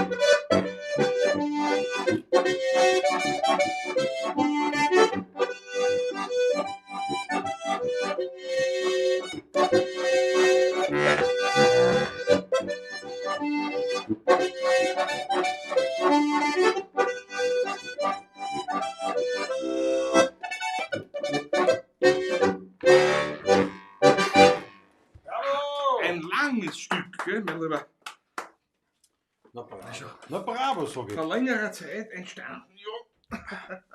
Und Ole, bist du entspannt, ja? Ja, ja, Schaust so aus jetzt. Bin Also. entspannt. Danke euch, echt gefällt es. Das ist das Wichtigste. Drum Schaut sind nur wir ein. da. Drum sind wir da. Bist du auch einen Schluck? Nein, danke. Alles. Tatel. Ja, der Markus schreibt, der Bristonik, Markus. Ich stehe auf den Klang der Steirischen, da ist die Bläser auch gleich mit dabei. Ja, das tiefe Blech hast du auch gleich dabei. Das ist richtig, ja. Ja, ist ja quasi ein Blechblasinstrument. Ne? Dann die tiefen Helikon-Bässe dazu, ne? Ja. Heißt ja Helikon. Ist, auch ein schönes Instrument, ja, absolut. mir ist irgendwas eingefallen, was ich euch erzählen wollte. Ist dir wieder entfallen? Und beim Runtergehen habe ich so gefreut, dass ich jetzt dass ich eine super Geschichte hätte zum Erzählen. Was Aktuelles? Ja, ich habe keine Ahnung. Ich hab die letzten 5 Stufen damit verbracht, nachzudenken, was das war. Dann haben wir gedacht, das nutzt nichts, ich muss ja wieder rein. Das hilft ja nichts. Ich weiß nicht. Aber es war halt eine super Geschichte gewesen. Aber es hilft euch nichts. Naja. Ja, ist wurscht. Was soll man tun? Es wird dir nicht einfallen wahrscheinlich, oder? Wenn es mir einfällt, werde ich sofort laut schreien. Und das ist natürlich, was ärgert mich sowas. Und irgendwie, Nimmt das zu mit Alter, oder was? Ne? ich weiß nicht, was mein Alter ist. Weiß nicht, aber so, ich bin nicht ganz fit. Merke ich. Es ärgert mich. Ich bin auch nicht so ganz fit heute. Ich weiß nicht wieso. Es ist, weiß nicht. Aber es kommt wieder. Die Fitness schlägt wieder zu. Garantiert. Heute habe ich Schnitzel gegessen. Und ja, was hat das mit der Fitness jetzt? Das hat damit zu tun, dass das einmal wieder aufbaut. Ne? Weil einfach, das ist. Hast du selber Schnitzel gemacht? Nein. Was beim Wirten deines Vertrauens? Ja. Was deines Und haben wir es geholt. Beinhart. Gute Idee. Ich hab in der ganzen Lockdown, ich habe fast nie ein Essen geholt. Mhm. Wirklich fast. Das kann ich, also ich komme, ich glaube, mit einer Hand aus. Und aber hin und wieder, aber heute hat es mich gekratzt. So, was haben wir da? Das kommt wieder, meint der Christoph Radau, das mitten im nächsten Lied, ja, wahrscheinlich. Das kann leicht sein. Vollmond ist. Johanna Duschel, das kann ja was sein. Ah, ja, das Weißt du was? Weil das kann schon sein, weil du das vom Alter. Ich bilde mir schon ein, dass ich in Vollmond mehr irgendwie spiele als früher. Das ist bei mir gleich blind. In den letzten Immer. Jahren. Ne? Das merke ich. Ich schlafe schlecht oder anders. Das ist, na gut, ist ja wurscht, da wir nicht reden davon. Reden wir von den Krankheiten. Das ist Mond noch dies, alles ist still. Damit geht's weiter, weiß ich nicht mehr. So, Freunde, spielen wir gleich ein Lied. Mir ärgert es, dass mir das nicht einfällt. Das war, aber ich glaube schon, dass es fast was Aktuelles war. Irgendeine gute Geschichte, die ich noch nicht erzählt habe. Mit Zahnarzt vielleicht was. Nein. Ich will nicht immer nur von Krankheiten reden. Beim Schnitzel hast du vielleicht. Nein, auch nicht. Das war. Daniel Schlegel, heute ist ein typischer Montag. Murphy hat es heute bunt getrieben. Ja, der Murphy ist. Angeblich der letzte Satz von dieser Murphy-Geschichte ist: And Murphy was the devil. Haben wir was? Nein, ich Ach so, hab gerade über Murphy lachen müssen. Achso, du tust es ja immer doch, da kommt jetzt ein. Ich sehe den Vollmond mehr als den halben, ja. Das ist Vollmond. Peter Raffizeder sagt das auch.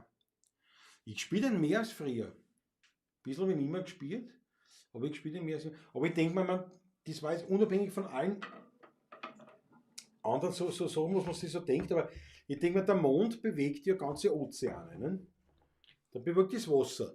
Und nachdem der Mensch ja aus Wasser besteht, wird es wahrscheinlich der Mensch auch.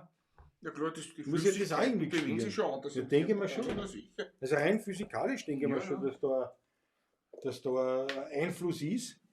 Weil wenn er einen Ozean bewegen kann, Ja, dann kann er mein Zellenwasser auch bewegen. Ja, da, wenn er anzeigt, hast du kein Wasser in die Fies, weißt du? Ja. Glaubst du, das ist sicher. Na gut, aber das müsste jetzt der Vollmond sein. Was? Sofort den. Sheriff Andi. Sheriff Andi, danke. Nicht ärgern, trinken, Prost. Der Sheriff Andi, Jawohl. das ist ein Mensch, der ein Verständnis Prost. aufbringt. Sehr zum Wohl, Prost, danke, Narisch. Ja, nicht ärgern, trinken. Die Katja Henschel sagt, morgen ist Vollmond. Der Mond ist eine arme Sau, nur einmal im Mond ist voll. Ja, aber der Mond und der Patrick haben was gemeinsam. Und der Blödsinn. Die brauchen beide 4 Viertel, das voll sind.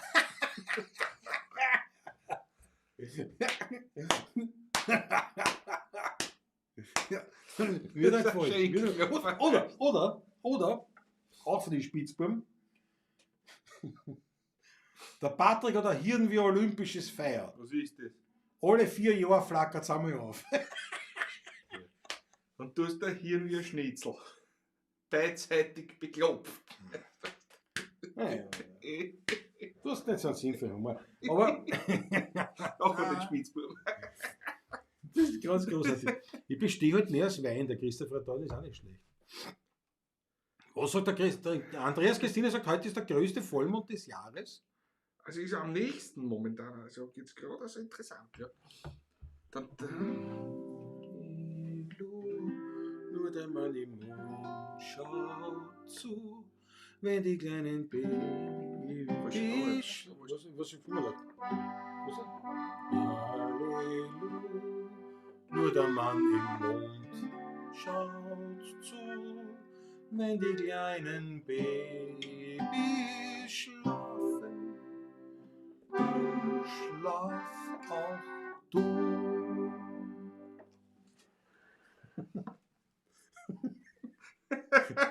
Na gut, dass wir das auch gebracht haben.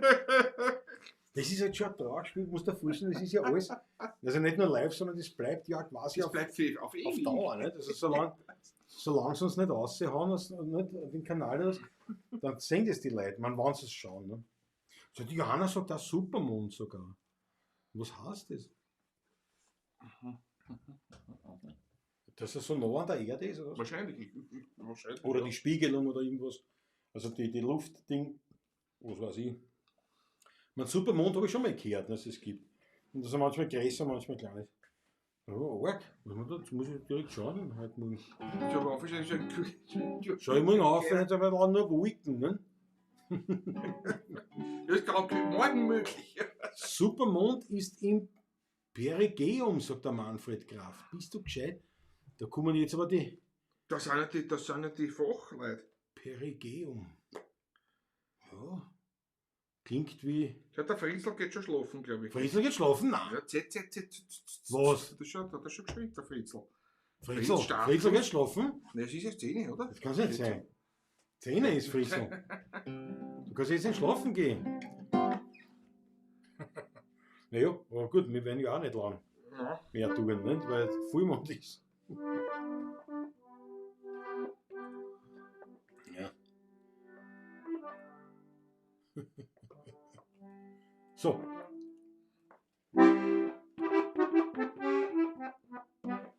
Der Franz Brandwein stellt die Frage, die mir die ganze Zeit das ausstellt. Was ist ein Perigeum? Das ist nichts Ordinäres. Der Landtagstrom hat erkannt, der Mond ist immer voll, er zeigt es nur einmal im Monat. Das ist richtig. Da kommt schon von Manfred Kraft schon die Erklärung, vermutlich, ich kann es nicht lesen. Dort. Erdnächster Punkt. Das ist Perigeum. Manfred, bist du gescheit? Ja, da hast du jetzt schön, bist schon schön reingefahren mit ordentlichem Wissen. Alle Achtung, alle Achtung. Gehen jetzt ab Sofa spazieren, Spitzbuben. Gehen jetzt ab Sofa spazieren in der Nacht und sagen, schau mal, wie schön rot der Mond heute ist. Du bist so deppert, der Mond ist ja nicht rot, der ist blau. Sag ich, na, der ist rot. Sag ich, na, der ist blau. Na, der ist rot, der ist blau. Sag ich, entschuldige, Inspektor, helfen Sie uns, ist der Mond rot oder blau? Und der Inspektor sagt drauf, meinen Sie den oder den? Das ist für Sheriff Andi. Das ist für Sheriff Andi. Ja, das ist aber gut, ja. Ja. Das ist. Inspektor, Prosit, na ja. Es ist Mai. Ui, da wird mein Alter wieder schimpfen. Na gut, okay, lass mal es gut sein. Lass mal gut sein. Ich hoffe, schaut Elisabeth gar nicht mehr zu. Sie hat gar keine Bemerkung über die Witze. Aber.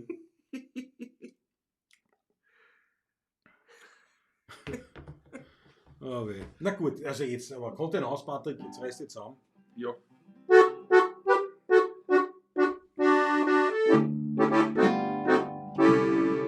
Das ist in Tuteltour. Immer schon.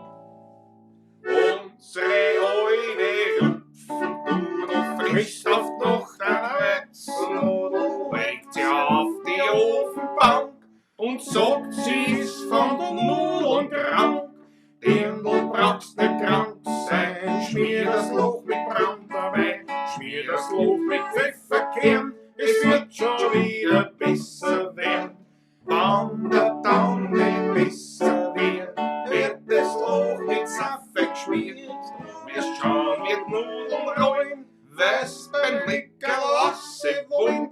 Denn du brauchst nicht krank sein, schmier das Loch mit Brandwein, schmier das Loch mit Pfefferkern, es wird schon wieder besser werden.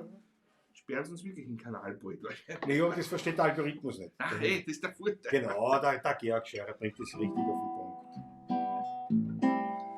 1, 2, 3, 4, fly me to the moon. Was denn? Wenn er jetzt kommt, was anderes. Was ist denn gerade gleich? Du zu jetzt, was da so 1, 2, 3, 4 Und was ist glaubt, das kommt? Hey, ui, der Schädel. Das können wir machen. Sonst ist uns Das ist jetzt so. lustig. 1, 2, 3, 4, Tobi, der Schädel, Schädel, Tobi, wieder Schädel, au! Tobi, wieder Schädel, Schädel, Tobi, wieder Schädel, au!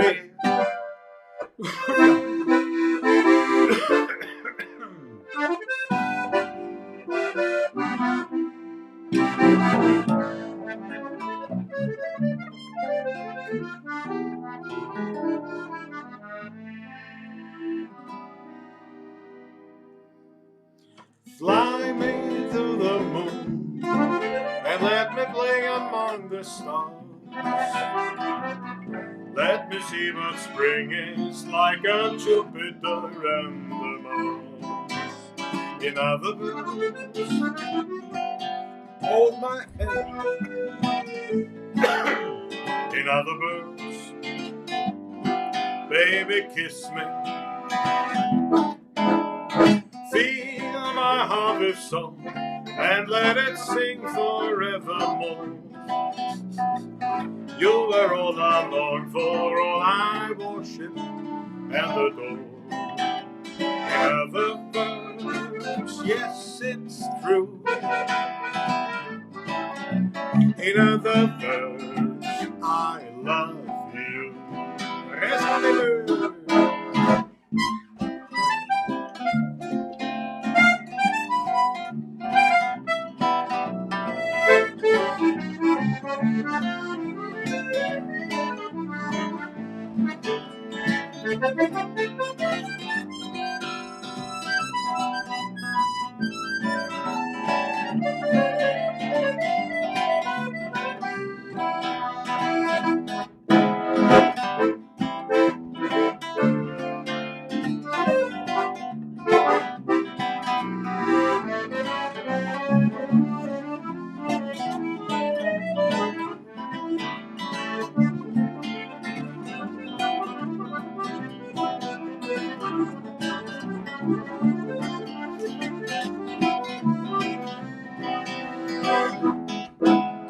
Fliege mit mir zum Mond und dann spüren wir mit den Sternen.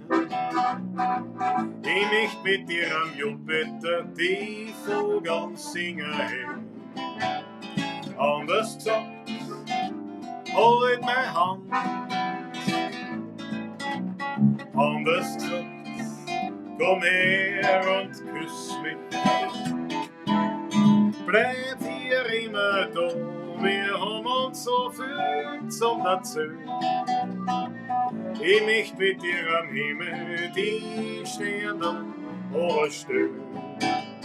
Anders gesagt, komm her zu mir. Anders gesagt, ich bleib für immer bei dir. La la la, la la la la la.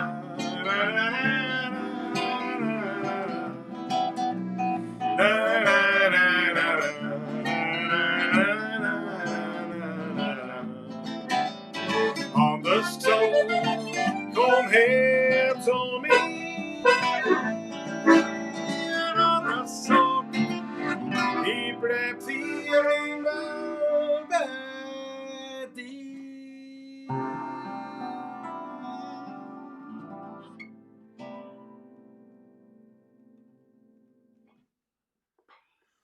Geht runter wie Öl, nicht wie man so sagt. Ja, Jawohl. Und der Jota hat dann schon einen kompletten Mondzyklus eine. Dank der Ski. Die Achteln von einer. Die Achteln von einer, ich danke euch recht narrisch, das war. Ja, die Idee von Georg Scheurer, weil uns ist nicht eingefallen. Das hätten wir früher, wenn wir mehr gespielt hätten, hätten wir auf das Lied zum Beispiel nicht gefallen. Das war das erste, was uns eingefallen war beim Mond. Das habe ich nicht gedacht. Ich habe mir gedacht, die Mondscheinbrüder kann ich nicht, ich und der Mond kann ich auch nicht. Kann er nix. Ei. Aber es ist gut angekommen. Gut angekommen, die roten Achteln, Zuschauerrückgang. Endlich noch einmal. Nein, was ist schon später auch wieder, weißt du? Der Thomas Pyrin-Song. Ja. Der Mondscheiner. Jetzt kann wieder Dampf jetzt über zugemacht, weißt du, der Zigarettenrauch nicht so reinkommt von draußen. Elisabeth Gaffert hat gesagt, oh doch, Spatzenpostwitze. Ah, du bist doch noch da. Ja, sehr schön. Ja. Sheriff Andi, bist du... Warte mal. Sheriff Andi, nur rund 357.400 Kilometer ist der Vollmond am 27. April 21 von der Erde entfernt. Fast 30.000 Kilometer näher als im Durchschnitt, denn die Bahn des Mondes um die Erde ist nicht kreisrund, also eine Ellipse. Genau, leicht elliptisch. Daher ist er der Erde mal näher, mal fern und am Firmament entsprechend mal größer, mal kleiner. Der Sheriff Andi hat das da eine. Am Mondscheinpavlatschen, Johanna Tuchschl. Auf das habe ich leider nicht geschaut. Weil das war natürlich, da hätte man wirklich einen Mondscheiner braucht. Du weißt, so aus einem Rexglasel, Ein Mondschein, einen richtigen, wie es gehört, weißt du, nicht einmal so einer Flasche, aus einem Rexglasel aus. Naja, der Mittagserfolg. Die Politur da. Ja. Nein, ich traue mich nicht wegen einem Zaun. Die teure Füllung ist Ja. geregt. Nein, ich habe nicht drin, ich habe noch keine echte Füllung drin, aber ich weiß nicht, Die lässt sie auf. Jetzt bin ich gerade dabei, dass es mir besser geht. Ich weiß nicht. Das kannst nicht einmal zum Einreiben verwenden, da geht dir die Haut over wahrscheinlich. Das ist Ja, Pickert ist ja, Pickert's klumpert. Ja, meine Freunde, wir kommen schon langsam zum Schluss heute, ja. Ich sag's euch, wie es ist. Also ich glaube, das neue Szenario, ein bisschen muss man nicht daran Ich gewöhnen. muss mir sagen, es ist ungewohnt alles ein bisschen, aber es ist, glaube ich, Aber wir haben dann fast alles durch. Wir haben da an der Wand du am musst dich Anfang. nur gewinnen mit diesem Rollstuhl, du fährst immer auf und da, das Ja, macht was? mich nervös. Nein, ja, Was sei das? aber das ist ja so, weil ich da einen Fuß herum habe, ich muss ja die Arbeit tun. Aber jetzt brauche ich auch nicht mehr, jetzt ist die Sendung bald vorbei. Aber dadurch ist nur, wenn ich locker sitze, weißt, und dann druckt mir der hintere automatisch. Das ist quasi nicht. Und jetzt fahre ich wieder zurück und dann rutsche ich dann aber weg. Ne? Das macht mich nervös, ich sag's euch, wie es ist. Nein, mir auch, das macht mich nicht. Das gehört sich nicht. Nein, das ist... Ich will einen anderen Sessel als nächstes Mal nehmen. Das gehört sich nicht. Das weiß ich, aber das ist gar nicht einmal jetzt von mir her, dass ich jetzt absichtlich so fahre, sondern weil ich mich da anstoße. Unabsichtlich. Geht mit dem Wecker. Fühlst du immer ohne Fußschammerl? Hast du das was für alte Leute? Ja, hätte ich da auch schon. Ja, ist ja. Stimmt ja. Weil alte Leute noch weit entfernt bei uns. 30.000 Kilometer hatte meine kennt die auch, Geister Facker, genau. Mondscheinpavlatschen klingt super. Ja. Der Mittagsser Das ist ärgert mich, dass ich das zu nicht gut zum wusste. Haarwaschen. Na, glaube ich nicht. Schau aus, Ja, für unsere Haare schauen wir so aus. Für unsere Haare schon. Okay, mit der... Na, schaut, das habe ich gar nicht so mitgekriegt im Mond. Ich habe das auch nicht mitgekriegt, dass mir das ist. Schade. Dabei habe ich mit der Elisabeth haben wir noch geredet am Samstag, dass der Vollmond kommt, ja. Ja, gut, okay, Vollmond, aber Vollmond ist ja noch nicht. Ist wirklich schon ausgefüllt, ausgeklärt. Ja. Ist, Vollmond war jetzt nicht so, der kommt ja jetzt Monat, ne? Das ist ja nicht, Aber dass es halt so eine spezielle Geschichte ist. Naja, was soll man machen? Was soll man machen? Aber, Darum wird auch jetzt ist wieder schön. also, Bei Vollmond ändert sich immer, das kommt mir so das habe ich noch nicht beobachtet. absolut, ja. Noch ein Vollmond ist ein schönes wieder. Anders, es ändert sich meistens. Also, Also es wird jetzt wirklich warm, es kommt früher jetzt da. Der ja, Frühjahr. das hat aber nichts mit Vollmond zu tun. Das hat Nein, damit weißt zu du, tun, dass der früher ist. Ab Mittwoch geht es bergauf. Mit den Temperaturen. Immer Ja, das haben wenn sie heute im ZIP gesagt. Ja. immer wenn Vollmond ist, ändert sich es wieder. Alte Bauern. Das ist mit den geschrieben Spatzenpost. Ja, aber nach der Bauernregel, pass auf, die Bauernregel nach Patrick besagt, dass im Sommer wahrscheinlich wärmer ist wie im Winter. Nein, die besagt, wer im Frühjahr einen hebt, hat den Winter überlebt. Ne? Das sind schon mehr Weine Bauernregeln. Das sind eine. Ich glaube, es war gescheiter, wir kommen zum Schluss, weil Stirbt der Bauer im Oktober, braucht er im Winter keinen Pullover.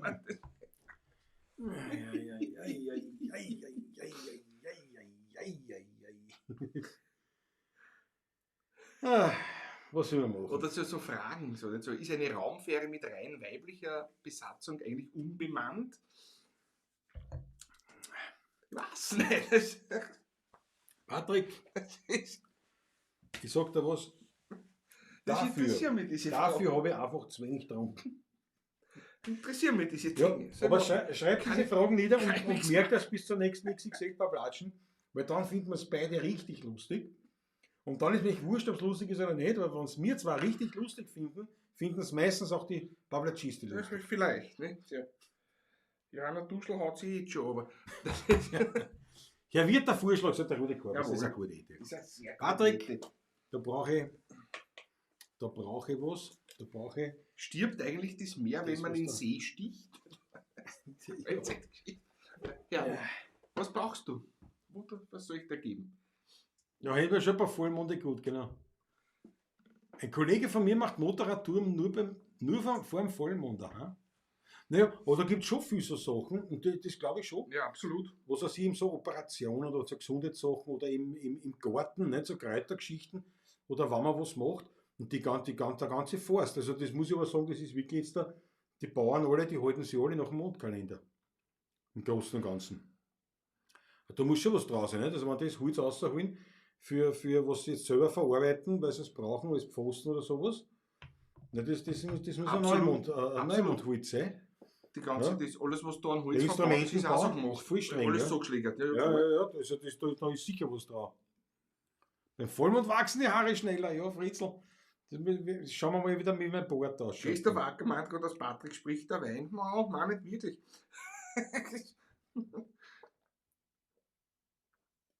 Ja, und da kommen schon die ganzen Schönen. Jawohl, Matthias Mariacher.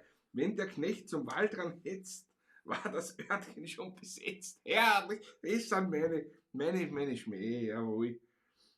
Sind die Hühner flach wie Teller, war des Bauern Traktor schneller. Hubert Hinkofer. Das Aui. ist, ja. Fehlt am Dach ein Schindel, friert im Haus das Gesindel. Rudi Korbe ist einmalig. Einmalig. Schau, der Andreas Christianer Hüfter. Also ich habe sehr gelacht, Patrick. Die Bauernregeln sind super. Die Kuh im Takt den Euter schwingt, wenn der Knecht wie Elvis singt. Nicht schlecht. Mir gefällt das, hat lieb.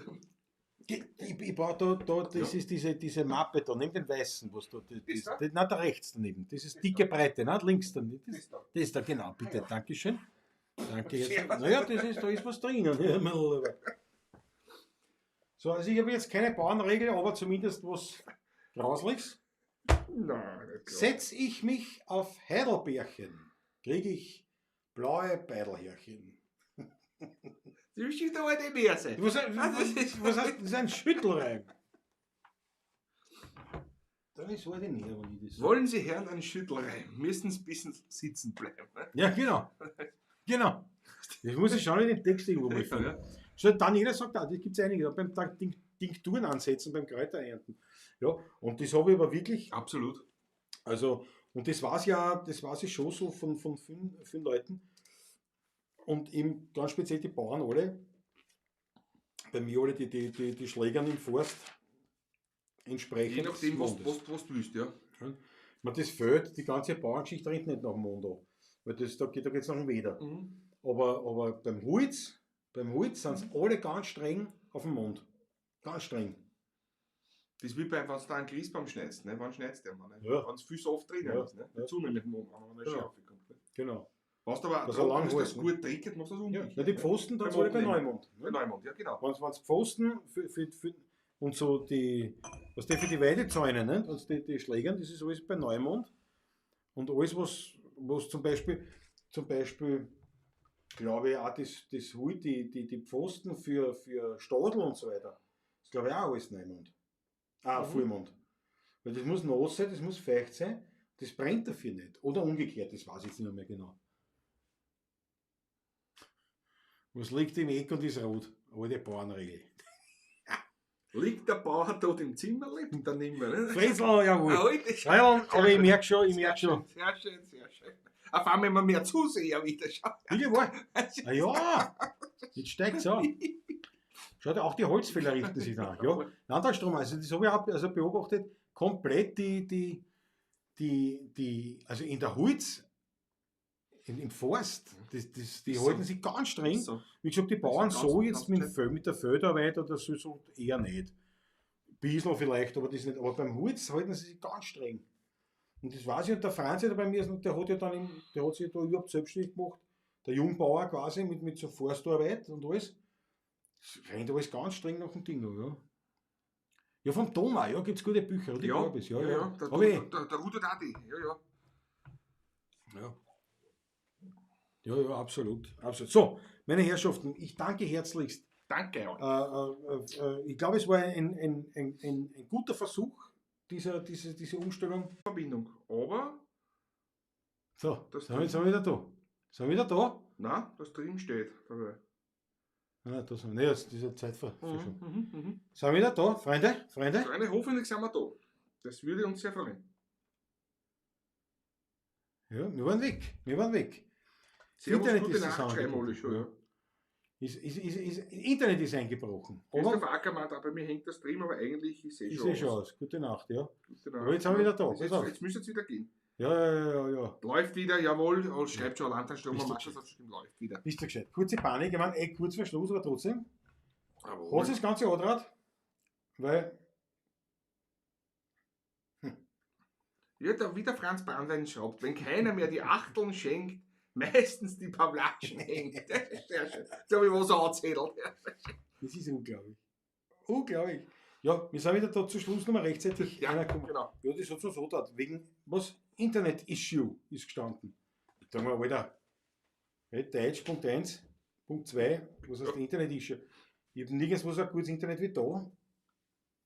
Aber, ja, ist ja wurscht, hat Gott sei Dank hingehört und man muss auch wieder anmerken, und das habe ich sofort gemeistert. Ich habe da sofort seelenruhig, Ja, die Zuschauerzahl ist gesunken. ne, ist klar, ne? Ich glaube, die meisten glauben das aus. Es ist aus. Aber ich bin seelenruhig dazu an die Maus, gell?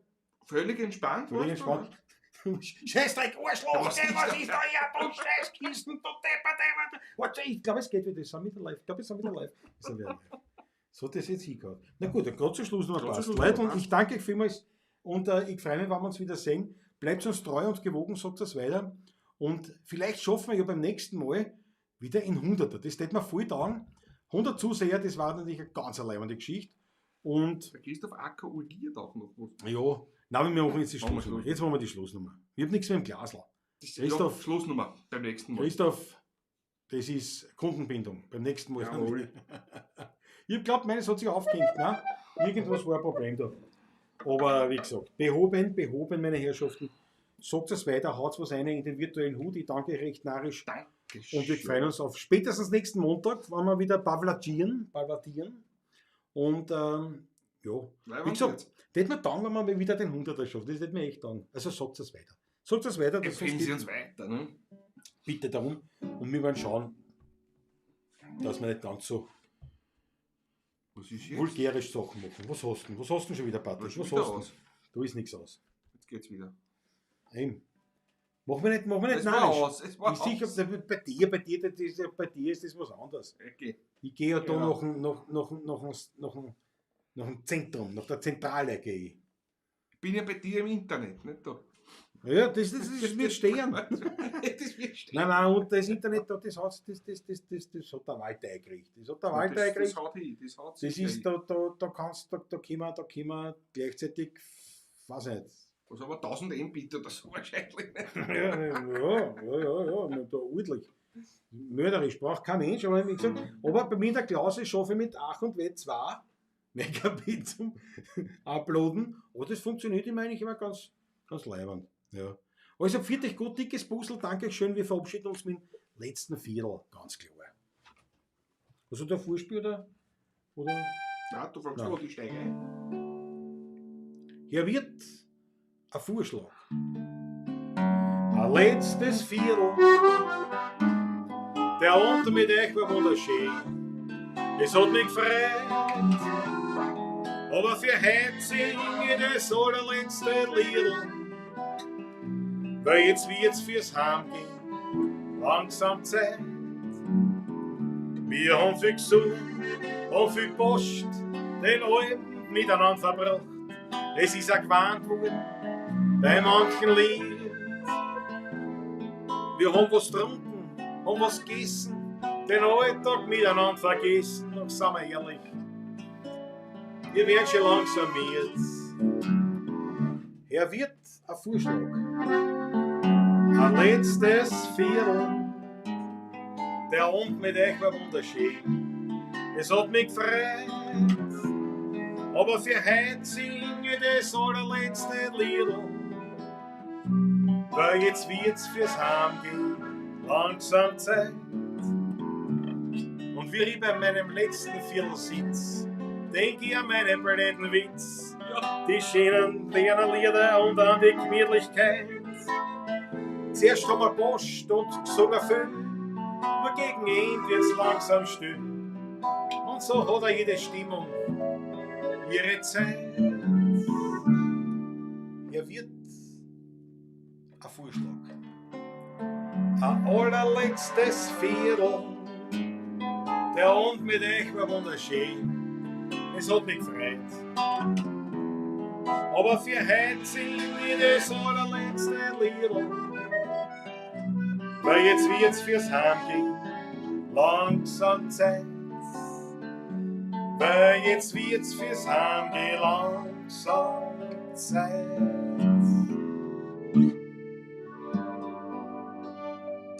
Ja, den geh auf, glaube ich. Ich war komplett woanders am Schluss, aber das macht Ich hab ja mir nichts. gedacht, ich spiele jetzt mit, Du aber hast ja recht. passt schon. Da hätte ich noch was drauflegen können, aber nein. Ich schließe dieses Buch Jawohl. für heute. Wir schließen das Kapitel 66. Pavlatsch. 66 Pavlatschen, mit 66 geht das Leben an. Das heißt, ab jetzt geht die Pavlatschen nochmal ganz stark Vollmond bergauf. ist auch noch morgen passt. Haut hin. In diesem Sinne, meine Lieben, wir wünschen euch das Allerbeste und freuen uns auf nächsten Montag. Für dich Gesund bleiben, fit bleiben, passt. Eure Viert euch. 16er Bub, für dich. Menschen, sind wir alle. Völler hat mal jeder genug. Alle können doch nicht gleich sein. Das liegt schon so in der Natur.